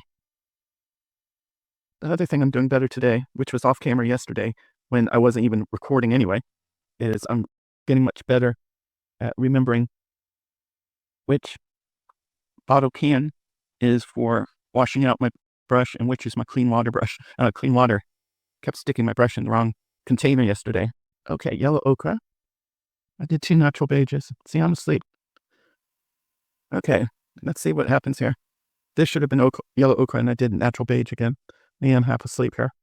Let's do yellow ochre over this and see what happens. So it's a little bit of a combination there. I messed up. You're probably going, that looks like the same exact color, Naomi. Why are you doing that? That doesn't look like a yellow ochre. Yep, we learned that, didn't we? Okay, I'm going back to reconfirming, since I'm apparently still tired, reconfirming the pan that I'm going into. Burnt sienna? Burnt sienna? Yes. Okay, Naomi. Burnt sienna. Also thinking I'm getting a feel for knowing when I don't have enough water on the brush, or how, to the amount of water I have on the brush, how much of the pigment is going to be showing. Okay, maroon. This should be maroon. Maroon. Okay. Got a lot of paint in that. Let's see if I pick this up a little bit. Indian red. Indian red. I'm in the right place. Indian red. I think I need to fill up my water can. That's a tin a little bit higher, because I think what it is I'm not realizing how much little or not enough of the paint that I'm picking up. Yesterday I was light with the water and heavy with the water, and today I'm light with the water, it seems. Definitely will need to practice more, so I know I can understand how much pigment, because this is heavy pigment. I don't need that much heavy pigment, I think, in watercolor. And I really suspect a lot of this color flowering is my three things, is the cheaper paper, mine not getting the dry into wet, or wet into wet, or dry into wet, or just dry, and also how much pigment I'm picking up on my brush. I think that's what's going on. Let's see, this should be raw umber. See, that's a lot of pigment I picked up. Okay, people. Naomi needs to obviously keep practicing with the watercolor. I mean, I think I'm doing a pretty dang good job here, considering this is black. It looks black to me, but I'm not going to assume anything. I think I'm doing a pretty dang, I'm not saying the other word, dang good job here, considering this is my first time working with watercolors at all. I know I'm just swatching, but still getting the feel for it. Let's see. Obviously, this is going to be gray. White. Definitely not talking as much as I have in my other videos, am I? This is on top of an acrylic Payne's Gray that I did the other day when I was making these up. Just wanted to have something. I'm sure this is going to look different, would look different on black paper that was absorbent and didn't have this acrylic grace paint underneath it. Okay, this is going to be white gold. It'll be interesting to see how that looks, how different it looks. I can see the bit of the gold, white gold, here in the white section of this. Oh, and if I move back, I can see more of the metallic part of it. This is going to be bluish gold. That's nice. The last here is gold. What I'm going to do is I'm going to stop this recording and set up the next one, which is going to be the Starry colors and the Sumi colors. And one more thing. Yes, this is mainly dry. It's still a little bit damp. I had said it was completely dry. It's still a little damp. But even though it's cheap paper, I did a quick try of drying it with a hair dryer. And even though it's cheap paper, it didn't warp that badly. I mean, it was warping while I was painting it, but once it dried, it's not that warped. So it'll be interesting when I experiment and learn how to size paper, how this cheap paper works. Definitely glad that I got the cheap cotton paper off of Amazon. So this way I don't feel guilty or, oh my gosh, I'm ruining the expensive paper. I can do all kinds of experimenting before I'm confident enough to go off onto the expensive paper and create there. And even if I mess up on the expensive paper, it's still not going to be as big a deal because there will be less chance of my messing up and not being able to fix whatever the mess up is, if that makes sense. Okay, we are going to move on to the Starry colors. And I sprayed this down. Cardboard's wet. Let's do the blue gold. Probably somewhere in the future get some black paper and see how this works on actual black watercolor paper. Do they make black watercolor paper? Or maybe mixed media. Mixed media. They probably don't make black watercolor paper because watercolor is all about letting the white of the page show through. I think I did that pretty well, all things considered. How my last one looked. I think I'm getting this. This is the red gold. It looks nice. Okay, yellow gold. Need more water on my brush. And then champagne gold. I wonder why they call these starry colors when I call them metallics. Okay, light gold. I have a feeling if I want to use something very gold, I'm going to end up using the Aqua gold from Schmincke, which will be on the next swatching sheet in the next session. Now we're going to do white gold. I think these watercolors will be nice for subtle accents. If I want a really strong metal look, I bet you anything I'm going to go with the Schmincke. We will discover that in the next session. Those are the starry colors. Don't worry, once I do this, I'll do the same as with the other sheet. I will go ahead and dry it quickly with a hair dryer so you can see what it sort of looks like completely dry. Okay, this is Sumi red. I believe from stuff I've read, Sumi is a type of an ink, but this is water-based. Let me see what happens if I pull it with clear water. That's nice. What I'm learning I'm going to have to be careful about is looking at my brush and do I have any water droplets on it and making sure to wash those water droplets off first. Sumi yellow. See, these all look black to me, so it'll be interesting to see how the colors are different. I'm glad they give the title because it certainly belies the color in the pan itself. This tells me, obviously, all the Sumi colors are like a deep black-based color with, I'm assuming it's black-based with the overriding color, or not overriding, but with the tint color. So the next one is Sumi green. See, right there, I was able to tell before I put it down that I didn't have enough water in the brush. So as I get experience, I'm assuming I'm going to be able to better tell, and watch here, better tell how much water I have in the brush. Sorry that I'm not as talkative as I have been throughout the other portions of this video. I'm just very tired today. That's what happens when I miss a day of sleeping, and then take medication to sleep, to be able to sleep the next night. I become a bit lethargic the following day. Sumi blue.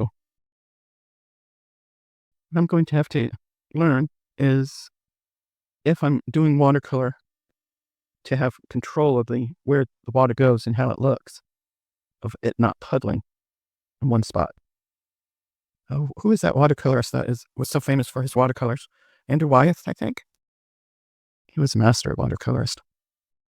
I've seen some really great masters at watercolor. Okay, Sumi violet.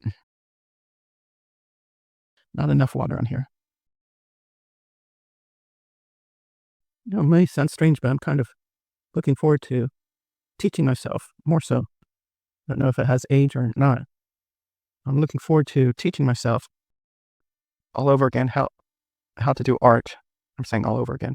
I dabbled before, but really teaching myself art. I took 2 adult classes, those adult night classes, one in the 90s and one in early 2000. The first one was in California after my divorce. And that was a basic, these are your primary colors, these are called brushes, that type of thing. And I did pretty well in that class. The teacher pulled me aside and told me I painted with passion and that I was pretty good and I needed to pursue it, which I unfortunately did not, but not fully. Anyway, and then the other adult class I took was I think it was in Tennessee. Was it in Tennessee? Yeah, it was in Tennessee.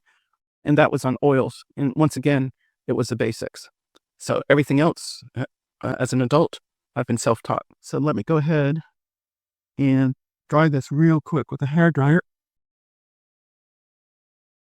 And yes, this is a really, really, really old hairdryer from the 1980s, I think. 1980s or 1990s. So that's what these look like, pretty much dry.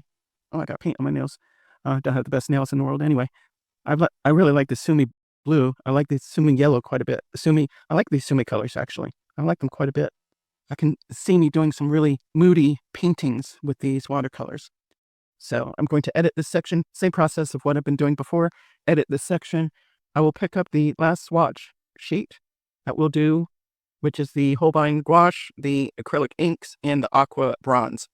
And that will be the finish of the swatching. And we'll have this one large video, and then I will divide up the videos into each of the products and put those videos up separately. So that way, in the future, if you want to come back and look at one of the product swatchings, you can.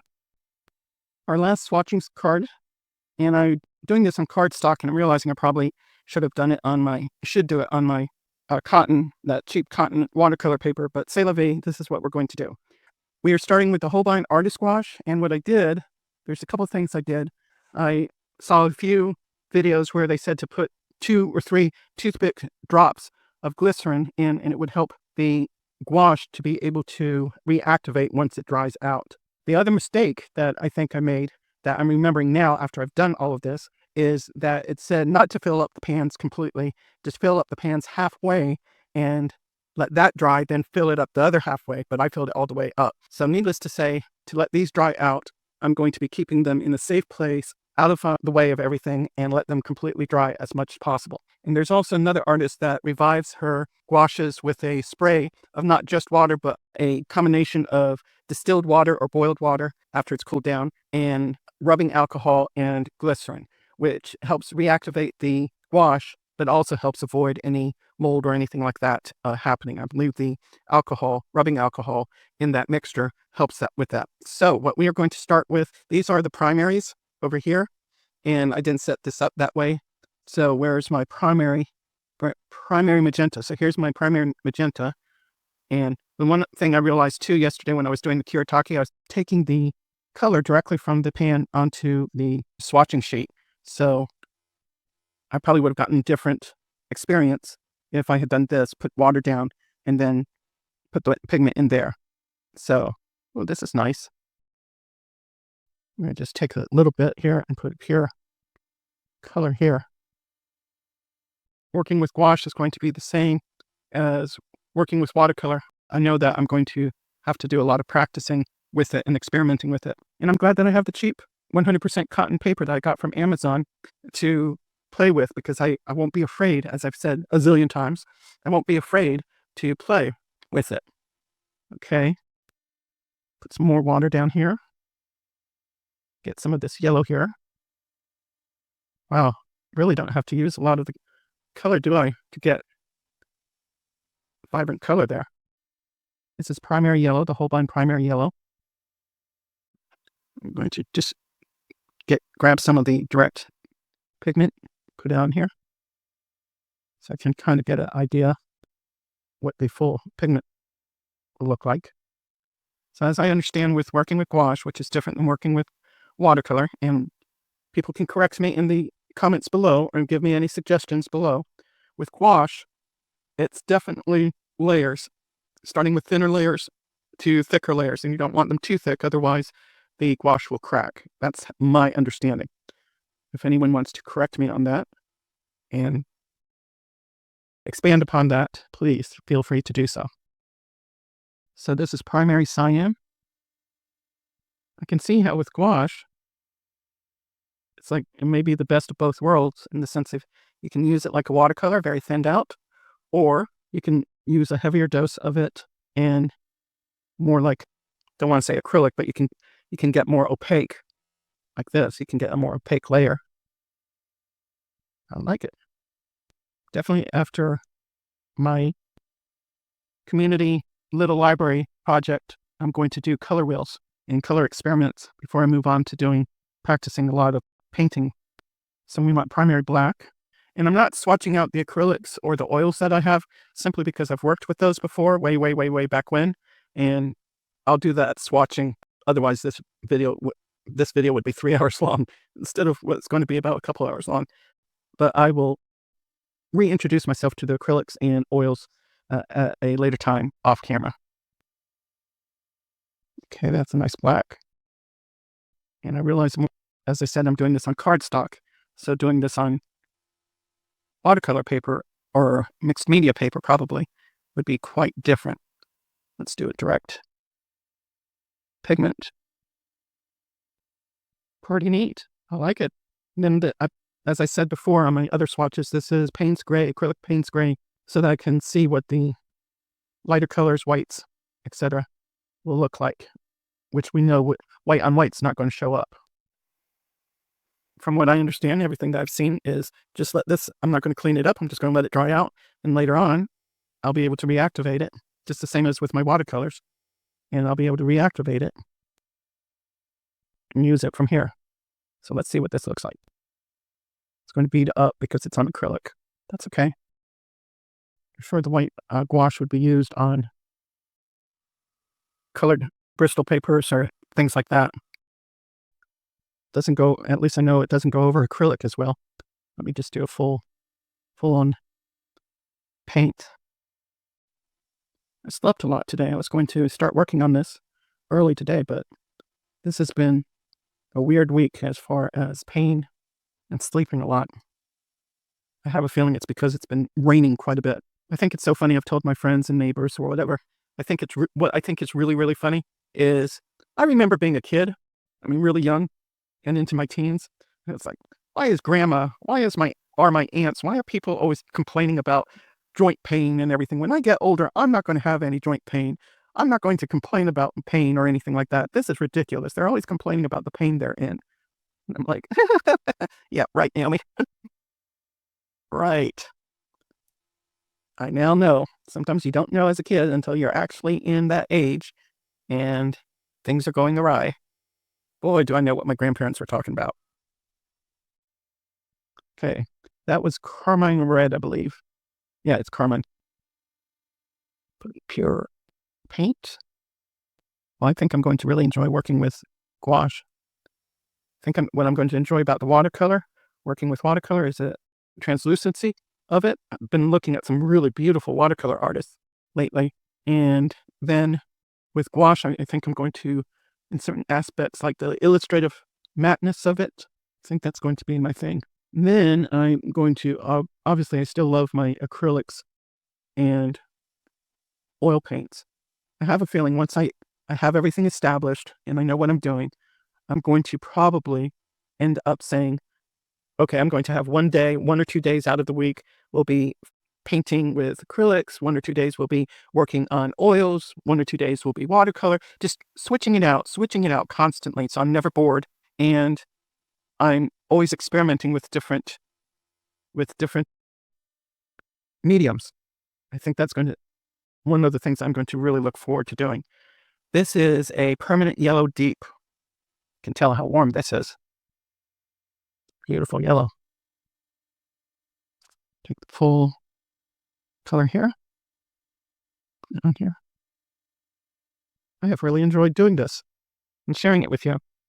And believe it or not, one of the things is, yes, on YouTube, I do look at the numbers and how many people have viewed the videos. But the thing is, I have never gotten into the partnership program under the new program, under the old program way back when. Yes, but not under the new program. And the thing is, that's not what's important to me. I'm using YouTube as a way to record my progress, record what I've done, share with people, especially since I'm somewhat of a hermit, mostly a hermit now, and stay home by myself most of the time, share it with other people, etc., etc. I have different purposes for YouTube. And even before, I was using it when I had my business. I didn't make money from YouTube itself, no, because I never got into the partnership program. But I certainly made most of my business from people who saw my YouTube channel and saw the abilities and skills I had with editing, and they would contact me to find out and look at my website and find out more about my business and what services I provided. So that's how I made money from YouTube, was bringing people from YouTube to my website and then being able to say, hey, I want to take on your services. So how is that how do I translate that YouTube now into how I did business from my YouTube channel, bringing people in to my business? And as I've said, I'm not interested in doing my art to sell and to make money. Yes, if you could help with the algorithm and help share the videos and get people watching my videos so that I get into the partner program, terrific. That would be wonderful. But that's not the goal. The goal is more people watch. And if you like what I'm doing and if you like what I'm sharing with you, then you can donate via the PayPal me link, or donate by looking at my wish list and getting something off of my wish list for me, so I don't have to keep, taking the money out of my pocket to buy the supplies. And then that way I can create things. I can create for art for my community and find ways to create art for my community and not have to, shell out that money. That is what will help me. And that's, how I'm going to use the channel. So if you donate or don't donate, that's fine. If you get something out of the channel, that's what's most important. Even if it's to listen to me ramble on and on and on while I paint or while I'm doing whatever I'm doing. It's a way for us to chill out and be together, sort of. Will I ever be doing live? No. I'm not interested in that. And I'm not interested in having to have somebody watch for trolls for me on the lives, because from what I understand, the trolls really come in on the lives. I'm not interested in that.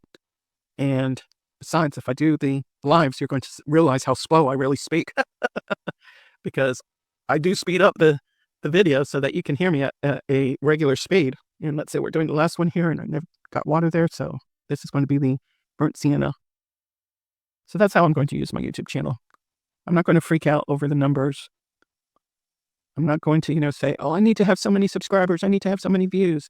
Yes, it would be nice. Yes, it would be nice to have enough views and hours and everything to be in the partnership program. Guess what? I've been here since 2014 and haven't really been in the partnership program as it is now. And I'm still here.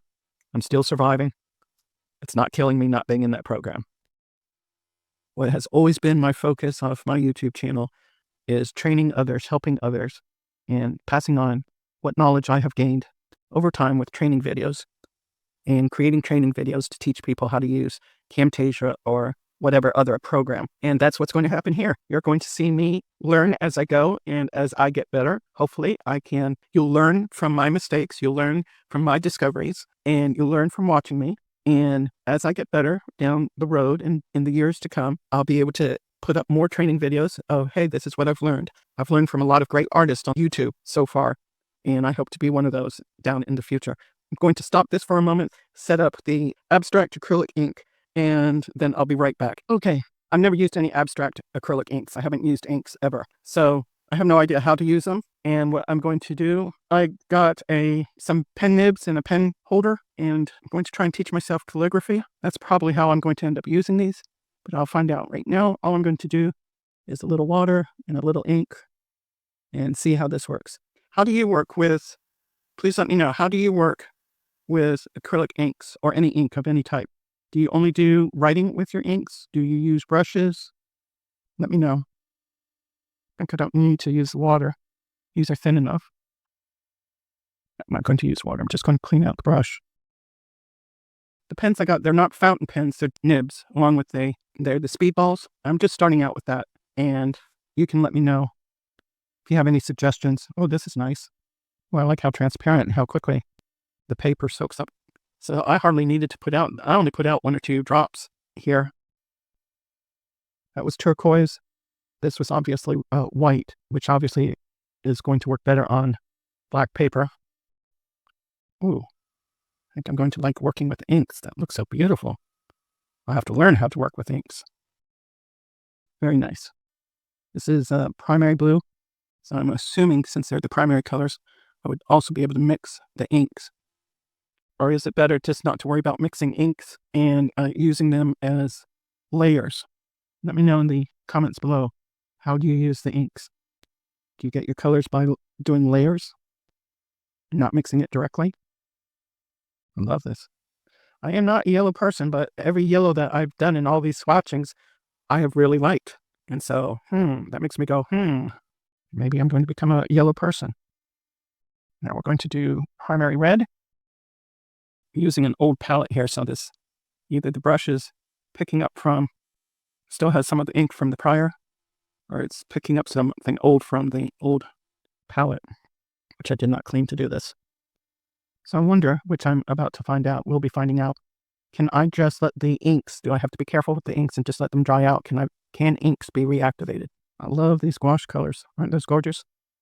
And it does not look at all like, I read somewhere that putting glycerin putting too much glycerin in with gouache can make them shiny. And I only did 3 drops, and that seems to be good. And hopefully, from the videos that I saw, the gouache reactivated really nicely and had the same strength in comparison to the person who had experimented with, the one that I had watched had experimented with honey and also without using any additive. And the best one was the glycerin. I love these inks, and I can see these inks would last me forever because obviously I put too much, even 2 or 3 drops into the palette here. And look how much I was able to use with how bold and how deep those inks are without even hardly using anything there. I'll be right back. I'm going to shut this off, clean this a little bit. I'm going to do the Aqua Bronze, mix it so that you can tell me whether I'm doing it right, wrong, and we can discover what it looks like together. Okay. So from what my understanding is from the videos that I've seen is all you do is take a palette knife, a little bit of a palette knife, and a little bit of the powder, and you put it in for wherever you want to mix it. I'm going to clean this. Then you mix it with water and until it's a nice consistency. And then you can paint with it from there.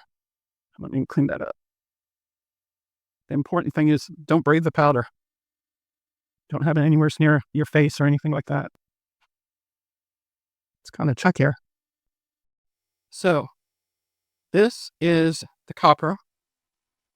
This is the pale gold. And this is the silver. I'm going to take an eyedropper. I'm not sure how much water to put in. Looks good. And then you just mix it. And mix it really well.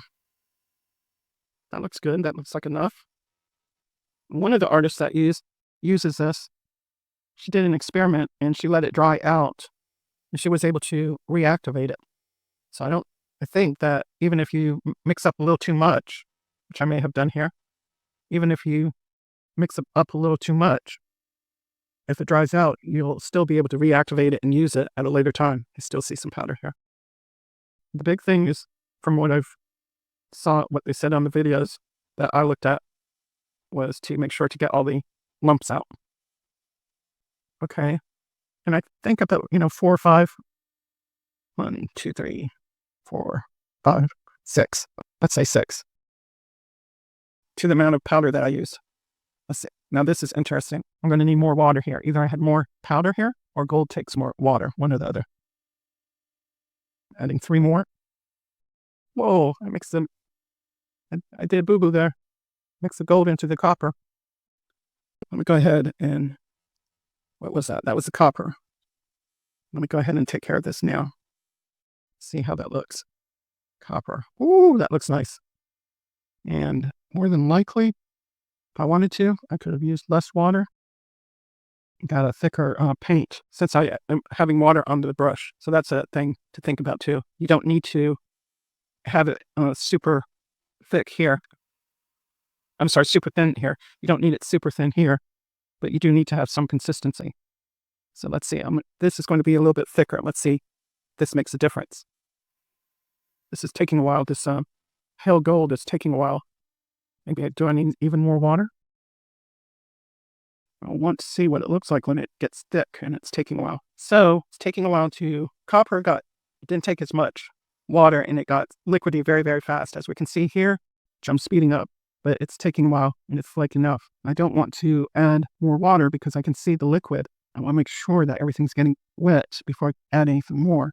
Everything's getting together now. Can't believe how long this is taking. It looks gorgeous though. Let's see if I take a palette knife that is got a rounder. Okay, that worked better. So let me use this. Oh, look how beautiful that. bronzes, it really doesn't take, look at this, it really doesn't take a lot. I thought I was using very little. I could probably have mixed this gold a little longer. And I didn't need as much water on my brush. I can tell you that right now. Look how pretty that is. Okay, learning experience. Better to, instead of a well like this, mix it on something a little bit flatter. You're going to be able to mix it faster and better. The gold does take longer to mix. But wow, look at that. Look how great that looks. All right, our last one, which is going to be the silver. 1, 2, 3, 4, 5, 6, 7, 8. That hardly took any mixing. Got a little bit of gold in there. Okay, so the copper takes very little mixing. The gold takes a lot of mixing. The silver takes no mixing, or hardly any mixing at all. And I use 7 drops. I probably didn't need to use 7 drops. That might be one reason that it mixed so quickly. So I think what it's going to be is experimenting. How much water to how much powder? Because I probably used too much water for the silver. I think the silver, I used too much water. These are all gorgeous. And I'm going to do the same thing. I'm going to let these all dry out. And tomorrow and the next day when they're fully dry, I will test them out and see if I can reactivate them. You saw how little of the powder I used. I can see that these are a great investment because these will probably, since they're the powder, as long as I keep them well sealed, cap on, real well sealed, I can see those lasting me for years upon years upon years. Great investment. And that, my friends, is the start of what I hope to be years of a big and beautiful swatching 3-ring binder. And I hope this binder grows until it's just huge. I think a 3-ring binder, rather than doing swatching in sketchbooks, was better because I'll be able to adjust this as I get new products and more products in the future. So I hope that you have enjoyed my little journey of discovering these products and what they look like. All of these, which I have never used before. And as I always say in Mean, until we meet again, have a wonderful day.